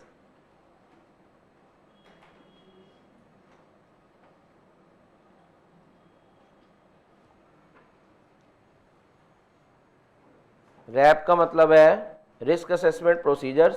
पहले 2 मिनट आप समझ जाओ, अगर आप समझ गए तो आपको यह समझ आ जाएगा कि इसका मीनिंग क्या है। मैं आपको एक और बात बताऊं, अगर आप मेरी बात मानो, रोज क्लास पे जब आप आ रहे होते हो ना, एक काम कर लिया करो, इसकी जो वर्डिंग मैं आपको ये ज्ञान की बातों में लिखवा रहा हूं ना, एक बार नजर मार लिया करो। नहीं तो मैंने आपको एक तरीका बताया हुआ, वॉइस क्लिप बना लो, इसका मतलब ये होता है, इसका मतलब ये होता है। जब कहीं से भी आ रहे हो चला लो, पता चल जाएंगे इन वर्ड्स का मतलब ये है। ये आपको, मैं आपको बता रहा हूँ, हर वर्ड्स का मीनिंग माइंड में बैठ जाएगा। आप एक वॉइस क्लिप वाला ग्रुप मैंने आपको बताया ना व्हाट्सएप पे, बना लो, बाइट्स बना लो अपनी, ऑडिट बाइट्स बना लो अपनी, उसका ग्रुप का नाम रख लो ऑडिट बाइट्स। और ऑडिट बाइट्स में आप रोज रोज बातें बनाया करो कि मैंने आज क्या पढ़कर आया हूँ, ये फटाफट से 2 मिनट में रिकॉर्ड हो गया, ये आपकी रिवीजन बन जाएगी, आप कहीं पर भी जाकर पढ़ सकोगे। ऐसी ही ना एक ग्रुप बना लो जिसमें लिख दो ज्ञान की बातें ऑफ ऑडिट, और उसमें क्या करो, ये जितने भी वर्ड्स मैंने आपको पढ़ाए हैं ना, उन सबको एक एक बारी बोल दो, इसका मतलब ये होता है, इसका मतलब ये होता है, इसका मतलब ये होता है, इसका मतलब ये होता है। वो सुन सुनकर आपको इतना अच्छा याद हो जाएगा। आपको तो देखो सुन सुन के हर चीज याद हो जाती है। पिताजी ने, इसके बाद आपको माताजी ने, इसके बाद क्या बोलना है जब आपको सुना रहे होते हैं, आपको पहले ही पता होता है, इसके बाद ये बोलेंगे, इसके बाद ये बोलेंगे, इसके बाद ये बोलेंगे, एंड में कहेंगे चल रोटी खा ले है, ऐसा है या नहीं है। तो सुन सुन के ही तो याद होती हैं चीजें।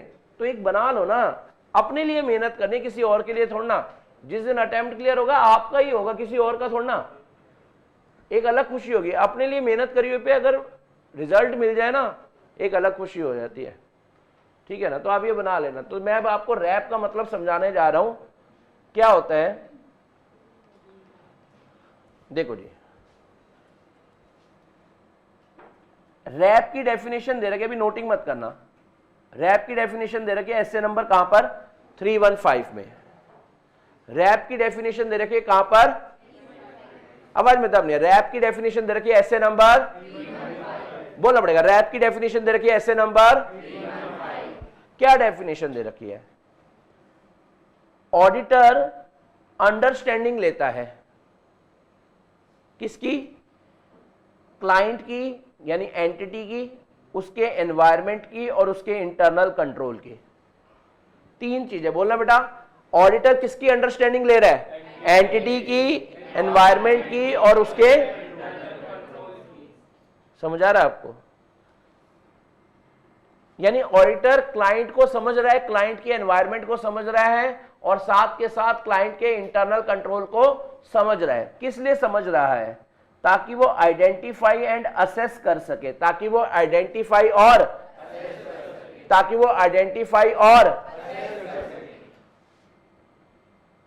रोमम को, किसको है, आवाज क्यों डाउन होगी, किसको, रोमम होता है रिस्क ऑफ मटेरियल मिसस्टेटमेंट, यानी चांसेस ऑफ गड़बड़, इंपॉर्टेंट गड़बड़ कहां कहां पर है।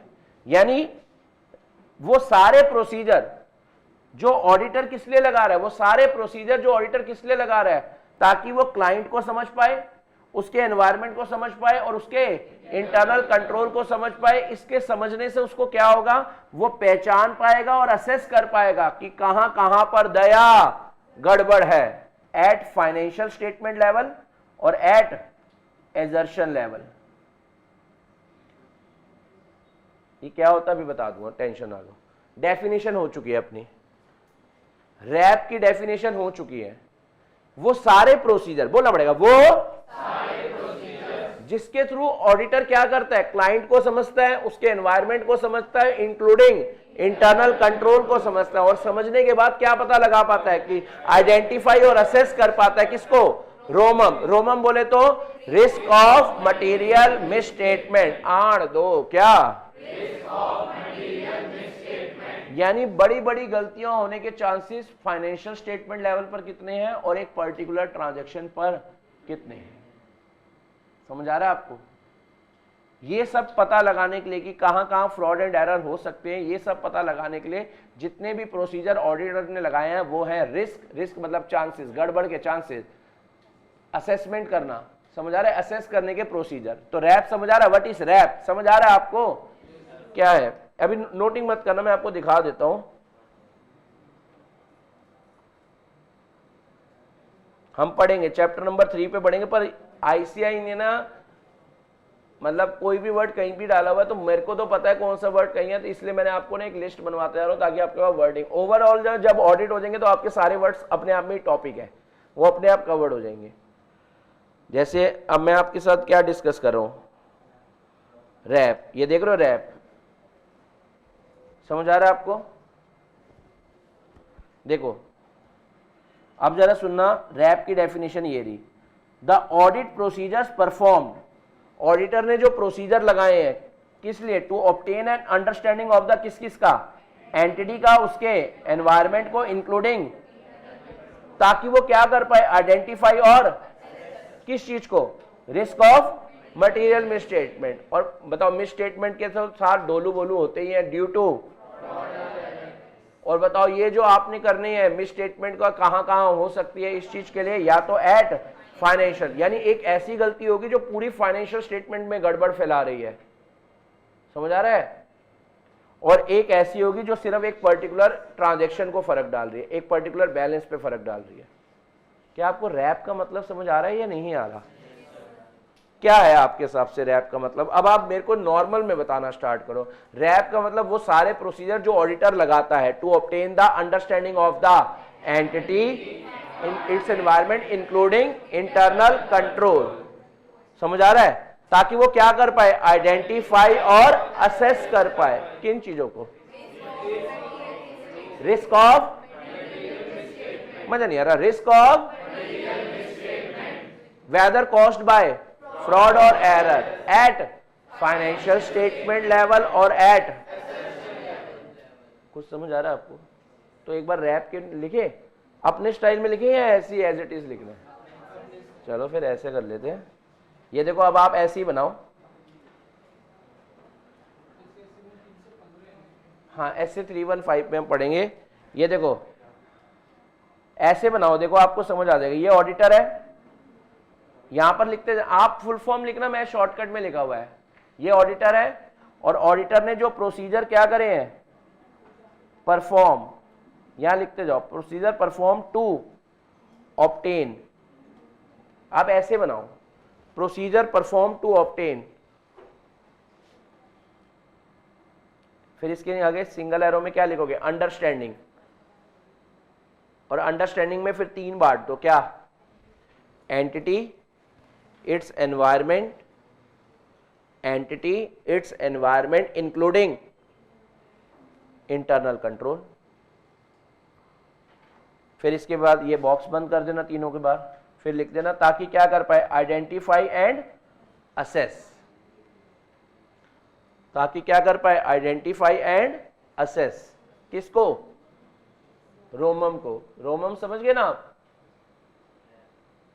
रिस्क ऑफ मटेरियल मिसस्टेटमेंट, यहां लिख देना फ्रॉड और एरर,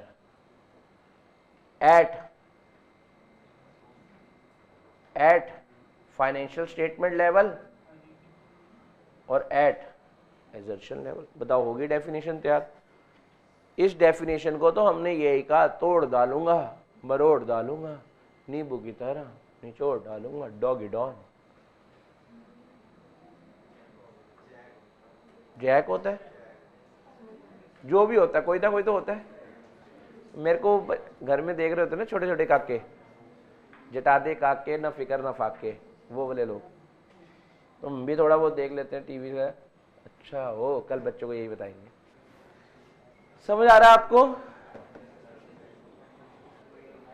चले वापस चले रैप, एजर्शन लेवल। अब एजर्शन वर्ड पर अभी टाइम नहीं डिवोट करते। एजर्शन का मतलब होता है जो भी मैनेजमेंट दावा कर रही है किसी भी बात का, हम पढ़ लेंगे एजर्शन। पढ़ाया मैंने भी एजर्शन का मीनिंग, नहीं पढ़ लेंगे एजर्शन का मीनिंग, अभी टाइम उस पर लगाने का नहीं है। अच्छा दूसरा पॉइंट, पॉइंट नंबर 18 के बाद, 18 था नहीं, इसके नीचे लिखो फर्दर ऑडिट प्रोसीजर यानी fap, further audit procedure.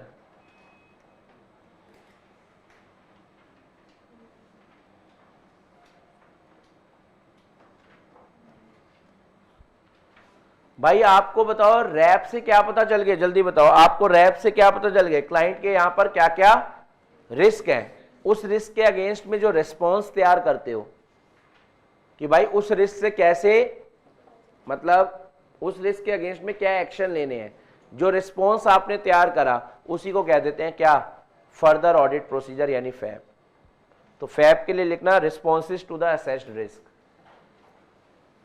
Responses to the assessed risk, जो रिस्क आपको मिले उसके खिलाफ आप क्या रिस्पॉन्स करेंगे, वो सारे प्रोसीजर्स को हम कह देते हैं व्हाट, फैप। हाँ जी कुछ समझ आया आपको? वापिस चले कहानी में, आजो जी आजो। तो समझ आ रहा है? ऑडिट प्लान में अब हम क्या क्या डिस्क्रिप्शन में लिखेंगे, क्या क्या बातें लिखेंगे, रैप कब कौन सा, रैप के अंदर भी कई तरह के प्रोसीजर होते हैं, मैं आपको बताऊंगा जब ये टॉपिक आएगा बताऊंगा। मतलब रैप के थ्रू हम पता लगा रहे हैं ना, तो कब कौन सा रैप लगाना है, कौन सा रैप लगाना है, कब लगाना है, कितना लगाना है, कौन सा फैप लगाना है, समझ आ रहा है आपको, कौन सा फैप लगाना है, कब लगाना है, कितना लगाना है, और अदर प्रोसीजर जो हमारे और स्टैंडर्ड्स ने बता रखे हैं। एग्जांपल के तौर पर अभी ना आप लिख लो, SA 501 बताता है कि इन्वेंट्री काउंटिंग के वक्त पर आपको क्या करना है, यानी हमारी प्लानिंग में वो सब भी होगा। एग्जांपल के तौर पर लिख लो, SA 501 हमें बताता है कि इन्वेंट्री काउंटिंग के वक्त पर आपको क्या करना होता है, कौन सा प्रोसीजर लगाना होता है।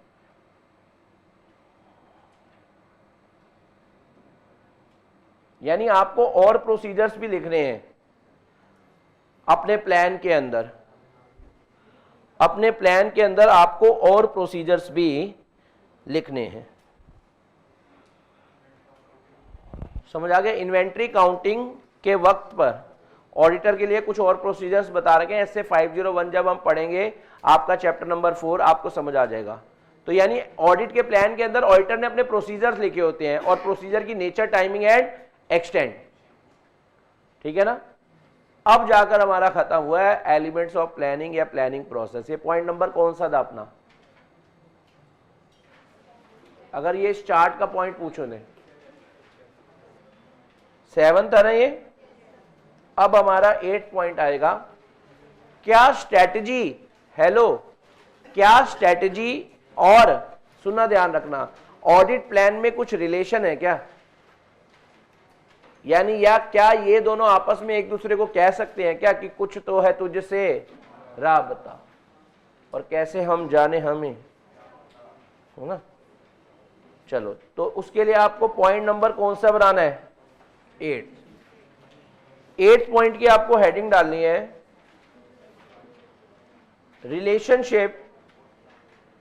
Relationship between overall audit strategy and audit plan. देखो आपकी कॉल है, आप इसको एज टॉपिक उस ऐसे के अंदर कंटिन्यू करके रेफरेंस दे सकते हैं इस पेज की, नहीं तो इस टॉपिक के आगे भी लिख सकते हैं, मुझे कोई दिक्कत नहीं है। मतलब समझ रहे हो? अगर जो टॉपिक बाय टॉपिक लिख रहे थे, मैंने आपको चैप्टर मतलब इस ऐसे की स्टार्टिंग में ही बता दिया था। क्या बता दिया था स्टार्टिंग में? कि आप क्या कर सकते हो, पॉइंट वाइज भी बना सकते हो और टॉपिक बाय टॉपिक भी इस पॉइंट्स को बना सकते हो, जैसे आपको सही लगे। तो आपने पॉइंट नंबर 8 लिखकर यहां लिखना है तो यहां लिख लो, सीधा टॉपिक बना के लिखना है यहां लिख लो, नहीं तो जाओ सीक्वेंस में चल रहा है उसके नीचे लिख लो। Relationship between overall audit strategy and audit plan.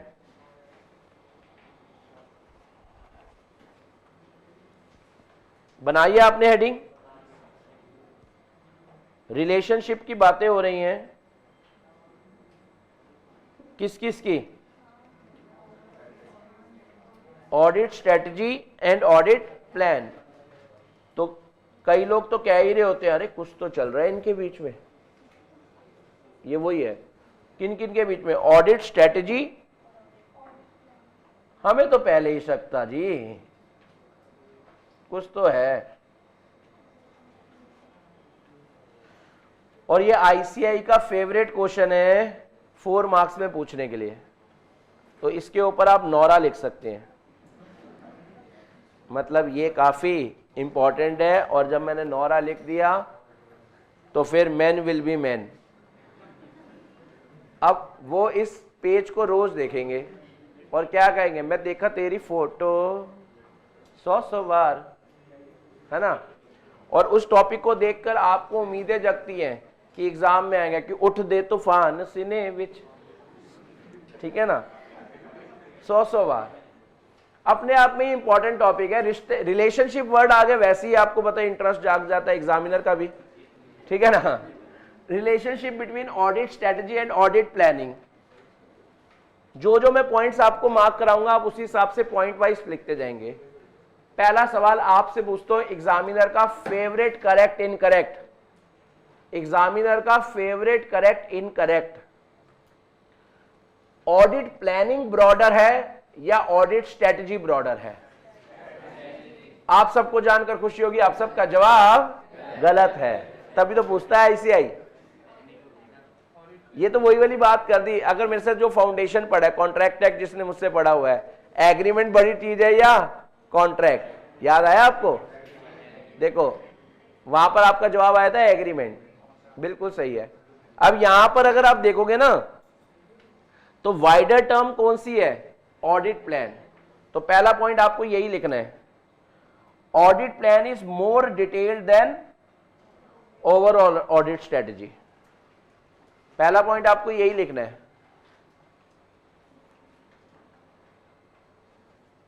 Audit plan is more detailed than overall audit strategy. तो दोनों में से वड्डा भाई कौन है? Audit plan. तो अगर ये क्वेश्चन आ जाए 1 मार्कर में सॉल्व कर दोगे। दूसरा आगे लिखना, सेकंड पॉइंट बनाना है। इसमें फर्स्ट पॉइंट बना लिया ना आपने, सेकंड पॉइंट लिखना, audit strategy determines scope, timing and direction of audit, whereas audit plan describe how strategy is going to be implemented. समझ रहे हैं आप? ऑडिट स्ट्रेटजी में क्या होता है, एसटीडी ऑफ ऑडिट होता है ना, लेकिन उस एसटीडी को इंप्लीमेंट कैसे करना है वो तो आप प्लानिंग में ही लिखोगे ना। तो यानी सेकंड पॉइंट आपको समझ आ रहा है, आप क्या लिखोगे? तो पहला आपने लिख लिया था ऑडिट प्लान जो होते हैं मोर डिटेल्ड होते हैं as compare to audit strategy.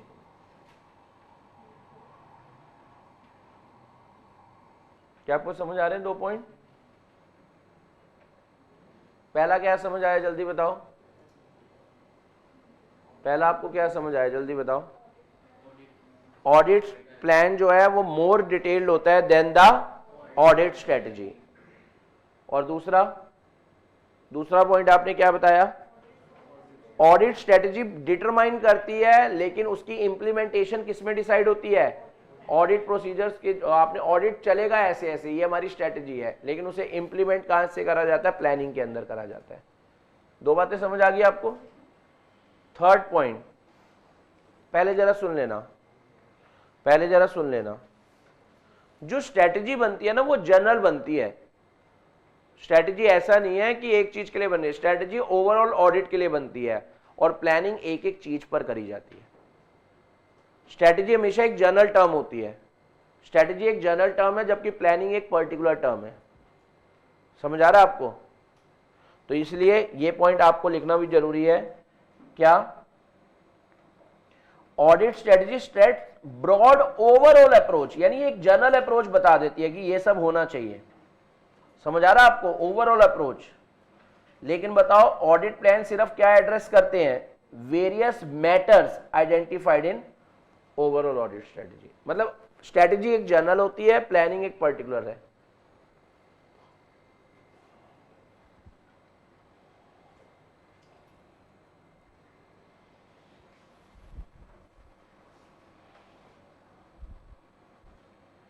समझ आया आपको? 3 बातें आपको समझ आ जानी चाहिए। आपको ये सब पॉइंट आईसीआई डिमांड करता है, आप सब ये लिख कर आओ। पहला क्या? अगर मैं बोलूं स्ट्रेटजी और प्लानिंग में रिलेशनशिप की बात करें तो भैया ब्रॉडर कौन है? पहले ही क्लियर कर दिया भाई, प्लानिंग ब्रॉडर है एज कंपेयर टू स्ट्रेटजी। दूसरा पॉइंट, ऑडिट स्ट्रेटजी बताती है एसटीडी ऑफ ऑडिट, लेकिन उस एसटीडी को इंप्लीमेंट कैसे करेगा ये आपको प्लानिंग बताएगी।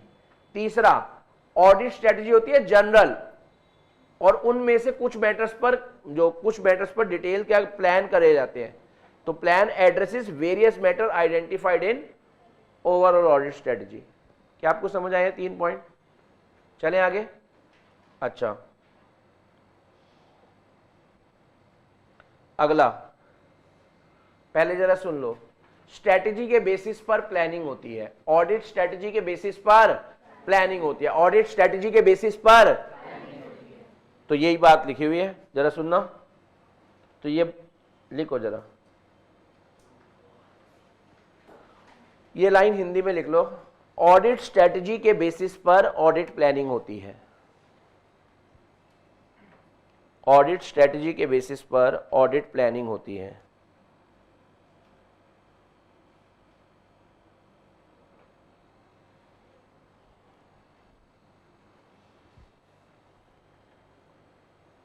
ऑडिट स्ट्रेटजी के बेसिस पर ऑडिट प्लानिंग होती है। क्या आपको समझ आ गई ये वाली बात?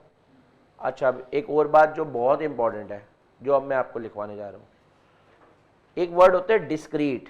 What is discrete? वो तो डिस्क्रिशन होता है। डिस्क्रीट नहीं, गलत जवाब। मैं बताऊं, डिस्क्रीट वर्ड का मतलब होता है ऐसा, ये होता है पहले ये बाद में ये फिर इसके बाद ये इसके बाद ये, स्टेप बाय स्टेप होता है ना। जैसे आप फर्स्ट ईयर चला, फिर सेकंड चला, फिर थर्ड, समझ रहे हो आप? सीक्वेंस कह लो। समझ आ रहा है आपको? सीक्वेंस कह लो। तो कह रहे आप ये माइंड से बात निकाल दो कि स्ट्रेटजी पहले बनती है, प्लानिंग बाद में होती है। ना जी ना, ये दोनों साथ साथ बनती जाती है, स्ट्रेटजी बदलती जाती है। आप बताओ, आपकी रोज प्लानिंग और स्ट्रेटजीज बदलती है मई 24 के लिए।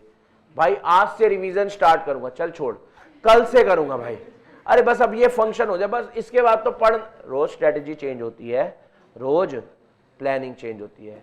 समझ आ रहा आपको? तो ये इन्होंने साफ साफ बोला,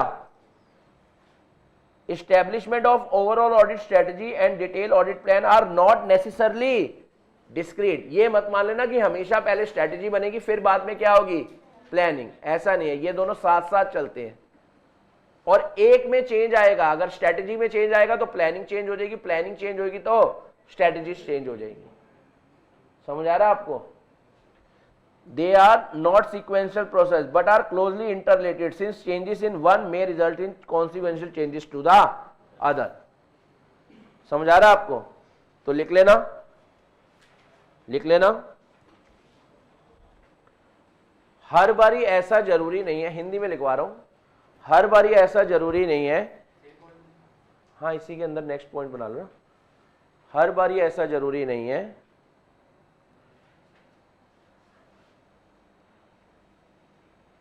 कि स्ट्रेटजी पहले बने और प्लानिंग बाद में हो।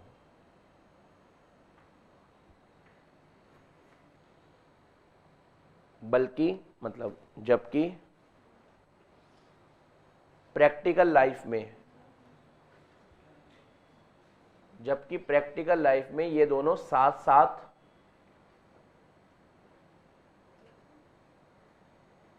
ही चलते हैं।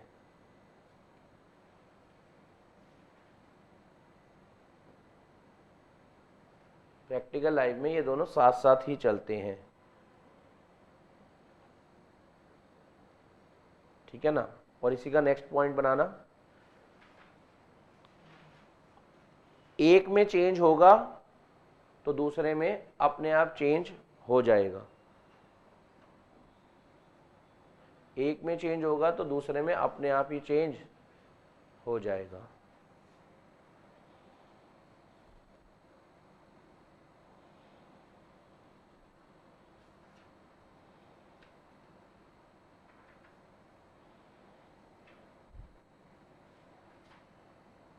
और लिखना अगला पॉइंट, ऑडिट स्ट्रेटजी, मैंने ये बात लिखवा ली, ऑडिट स्ट्रेटजी बेसिस होती है किसका, लिखवा दी ये लाइन, लिखवा दी। अब लास्ट लाइन लिख लो, they both are closely inter related,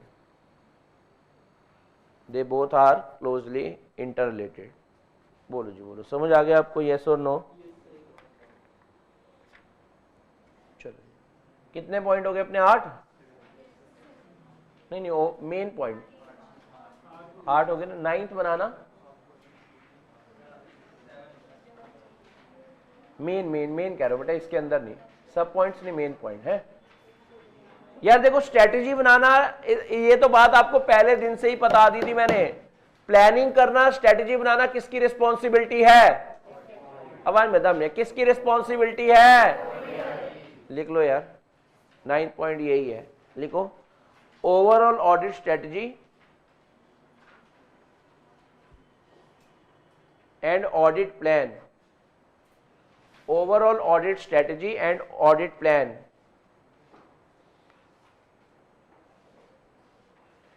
लिख लिया, remains the auditors responsibility,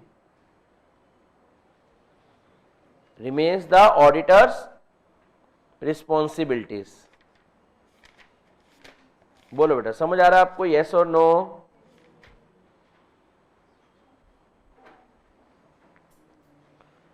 overall audit strategy और audit plan remains the auditors responsibility. Point number 9 समझ आ गया आपको? हाँ जी पक्का? चलो पॉइंट नंबर 10 पे चलते हैं फिर। हेलो, बहुत बढ़िया पॉइंट है, बहुत बढ़िया पॉइंट है, स्टार्ट करें। क्या एक बार आपने जो स्ट्रेटजी बना दी और जो प्लान बना दिए, क्या वो सेम रहते हैं या चेंज होते रहते हैं? यही बात बोली हुई अगला पॉइंट।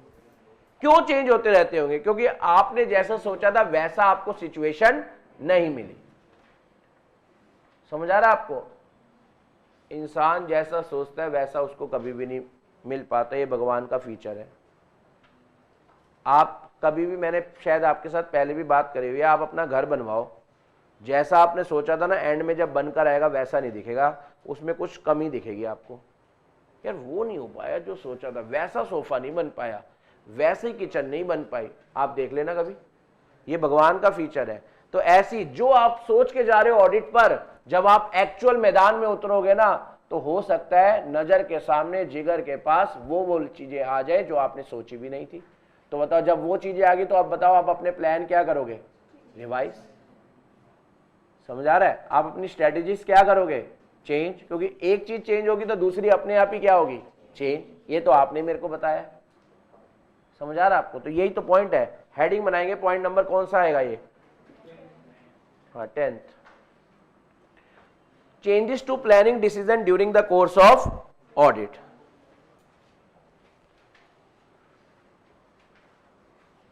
पहले आपको समझा दूं, वैसे आपको समझ आ चुका अगर आप रीडिंग करेंगे। बताओ क्या हुआ होगा? जैसा सोचा था वैसा नहीं मिला ऑडिट पर। प्लानिंग तो आप कहां पर कर रहे हैं? क्लाइंट पर जाकर कर रहे हैं, स्ट्रेटेजीज कहां बना रहे हैं? अपने ऑफिस में बैठ के ना, सीए फर्म में। अब जब आप मैदान में उतरे तो आपके सामने क्या क्या आ गया? कुछ अलग सी घटनाएं दिखी आपको, वो चीजें दिखी नहीं। सबूत ने ऐसा शो कर दिया कि भाई यहाँ तो गड़बड़ ही गड़बड़। आपने सोचा क्लाइंट के यहाँ सब कुछ ठीक है, गए तो भाई यहाँ तो सारे ही क्या है? रोमी है नाम मेरा, चोरी है काम मेरा, ऐसे चोर बैठे हुए हैं। ऑडिटर कह रहा है भाई यहाँ तो अपनी प्लानिंग चेंज करनी पड़ेगी। करनी पड़ी या नहीं करनी पड़ी? मैं पहले आपको बता देता हूँ, पहले आपको नोटिंग करवा देंगे, लेकिन पहले समझा दूं, कॉन्सेप्ट आपके माइंड में आ चुका है। और ये पॉइंट भी, auditor shall update and change the overall audit strategy and audit plan as necessary during the course of audit. मतलब ऑडिटर को अपनी ऑडिट स्ट्रेटजी अपडेट और चेंज करनी पड़ सकती है, प्लान करनी पड़ सकती है जब जब जरूरत पड़ेगी ऑडिट में। ऐसा नहीं है जो बन गया वही रहेगा। समझ आ रहा है आपको?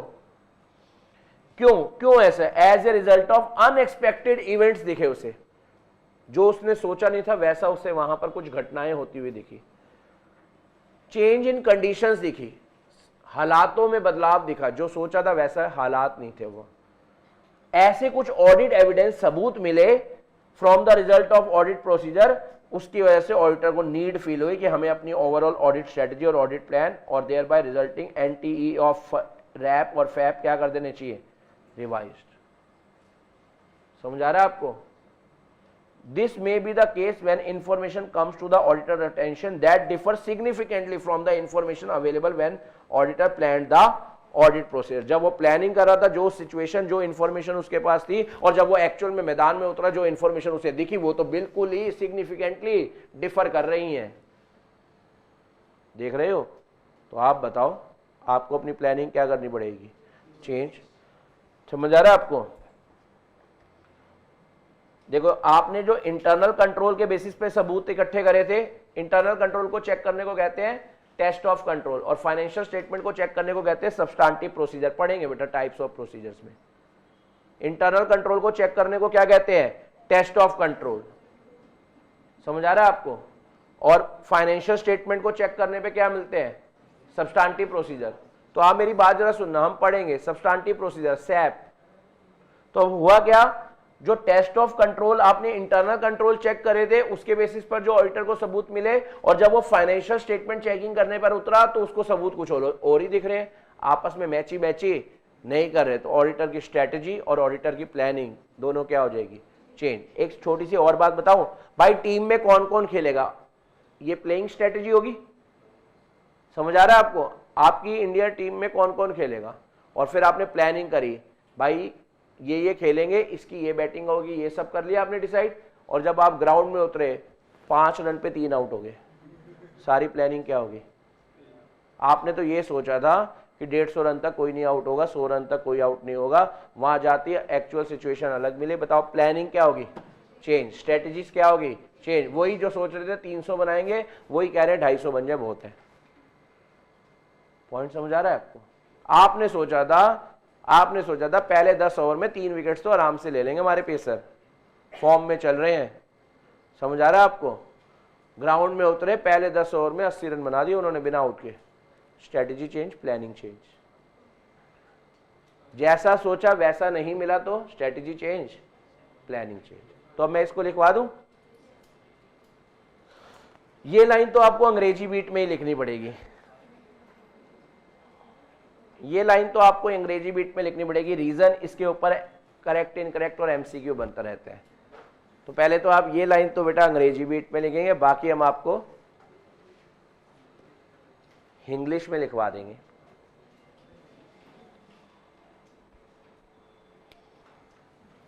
समझ भी आ रहा है ना? देखो एक होता है मगअप, वो नहीं करना, एक होता है लर्निंग, मतलब समझ के याद करना। देखो हमारे को याद दो तरीके के हो सकते हैं भाई, मैंने रट लिया और याद कर लिया, दोनों में फर्क है। रटना नहीं है, याद करना है, क्योंकि आपसे कॉन्सेप्चुअल क्वेश्चन पूछे जाएंगे। लगभग 44 मार्क्स का पेपर तो वही है पूरा, कॉन्सेप्चुअल, करेक्ट इनकरेक्ट और एमसीक्यू। तो कई जगह मैं आपको एग्जैक्ट लाइन इसलिए लिखवाता हूं क्योंकि एग्जैक्ट लाइन उठाकर आपसे क्या पूछ लेंगे, करेक्ट इनकरेक्ट और एमसीक्यू। पहला लिख लिया। जब जब ऑडिटर को जरूरत पड़ेगी, नहीं ये लिख लिया आपने। फिर अब यहां फर्स्ट पॉइंट लिखने के बाद ऑडिटर लिखो। अब मैं लिखवा रहा हूं फर्स्ट पॉइंट लिखने के बाद, जो मैंने बॉक्स में करा था वो लिखने के बाद लिखो, ऑडिटर अपनी स्ट्रेटजी और प्लान चेंज करता है ड्यू टू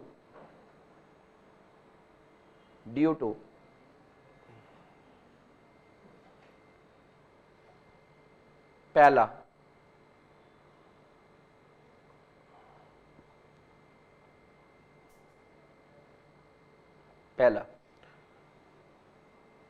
अनएक्सपेक्टेड इवेंट दिखे।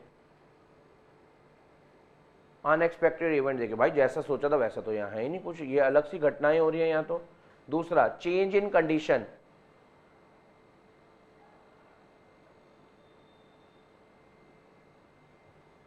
तीसरा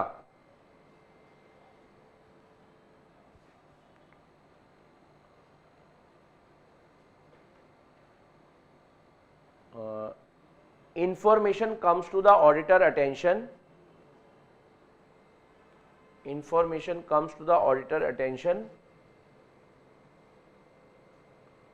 that differs significantly, that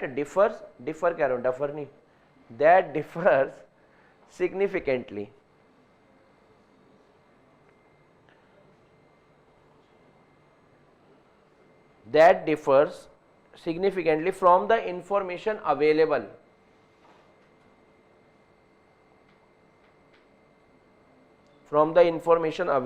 at the time of planning,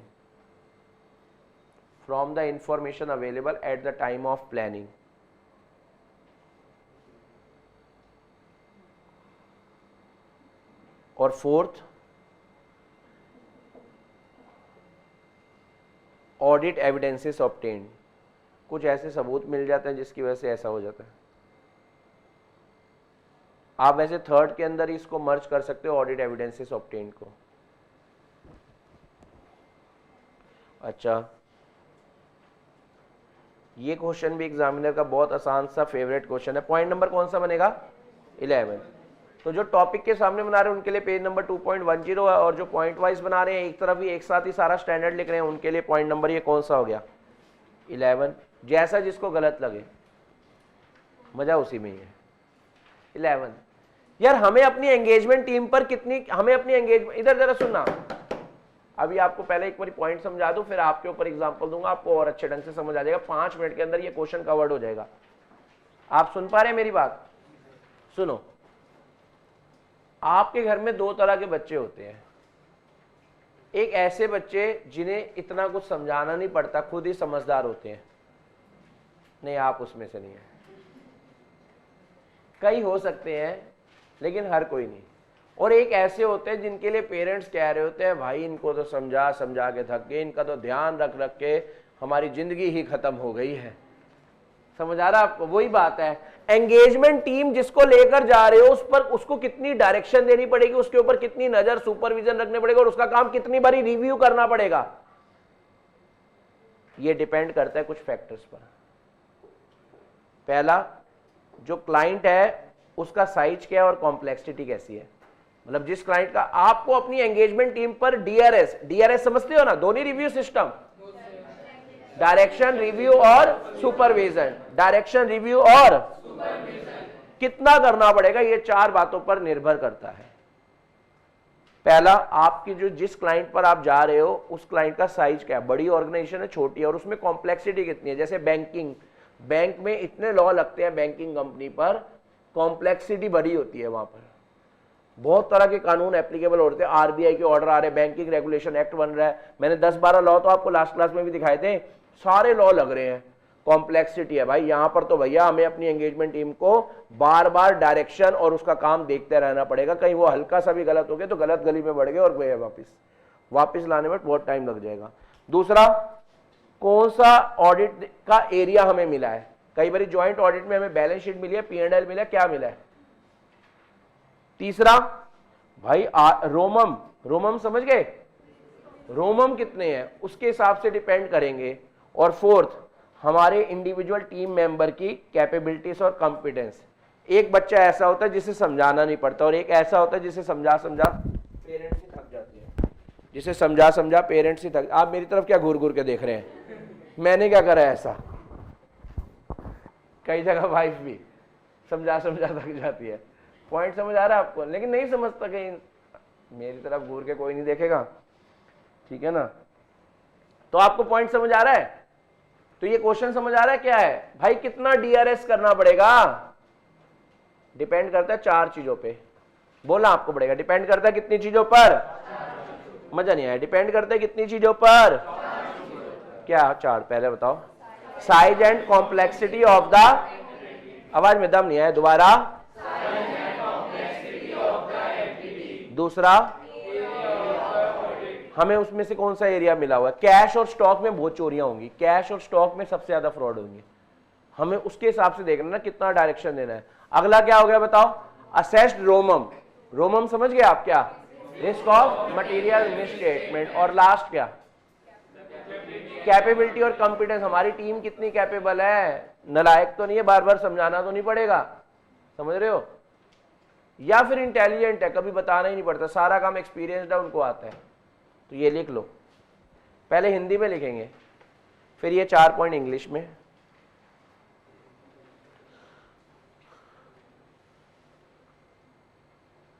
engagement team पर कितना DRS करना है वो ये 4 बातों पर, ये 4 फैक्टर पर निर्भर करता है।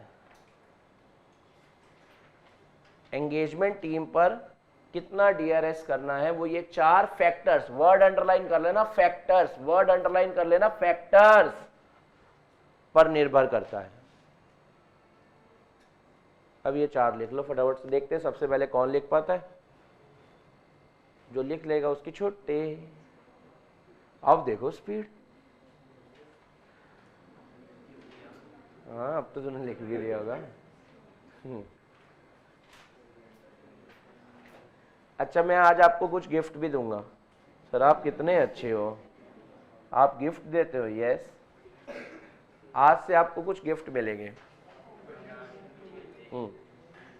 सर क्या गिफ्ट मिलेंगे, बेटा मैं कुछ क्वेश्चंस दे रहा हूं, आप लिख कर आएंगे घर से, बुक पर ही लिखेंगे, एक अलग कलर का पेन ऑप्ट कर लेंगे, जो आपने नॉर्मल नोटिंग के लिए लिया उससे अलग, ठीक है, और 2 पेन ले लेंगे, एक वो जो देखो होता, बताओ क्या, अभी आपको क्या करना होगा, क्वेश्चन पढ़ा, उसका आंसर आपके माइंड में आया, नीचे आंसर पढ़ा, मटेरियल तैयार हो गया, फिर लिखेंगे हम, क्योंकि हम इसमें बहुत बढ़िया ढंग से लिखेंगे ना, अगली बार भी तो हमें सिर्फ देखना होगा ना, क्योंकि अब हर बार इतने सारे क्वेश्चन थोड़ा लिख पाएंगे, तो समझ रहे हैं आप। और ये काम बताऊं क्या होता है, मैं आपको बताता हूँ। आपको मम्मा ने कहा ये पकड़ चपाती खा ले, तो आप क्या करोगे, चपाती की बाइट बाइट करके खाओगे या एक साथ उठा के, चलो बाइट बाइट करके, यही है भाई, मैं पूरे चैप्टर का एक साथ होमवर्क दूंगा ना, आपको चपाती वाली फीलिंग आएगी, अब एक साथ कैसे खाएं, बाइट बाइट करके दे रहा हूं, खाते रहो, समझ रहे हो। और मैं आपको बता दूं, ये टाइम लौट कर दोबारा नहीं आएगा, ये आपको पता होना चाहिए, आपका अटेम्प्ट क्रूशियल है बहुत, ये टाइम लौट के, कई बच्चों की ये हो गया, अरे पढ़ लेंगे यार, 12th में 15 दिन पढ़ कर गए थे, 7 दिन पढ़ कर गए थे, फाउंडेशन में ये हो गया था, वो हो गया था, भाई जो होना सी वो हो गया, हुण की करिए भाई, रेगुलर पढ़िए। तो मैं आपको कुछ क्वेश्चन मार्क करवा रहा हूं जो आप ट्राई करेंगे, कुछ क्वेश्चन मैंने लास्ट क्लास में भी आपको बता दिए थे।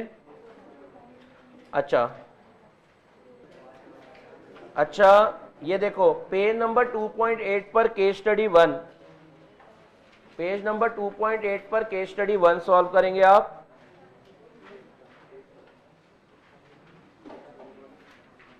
केस स्टडी 2 और क्वेश्चन नंबर 1 से लेकर 6 तक, क्वेश्चन नंबर 1 से लेकर 6 तक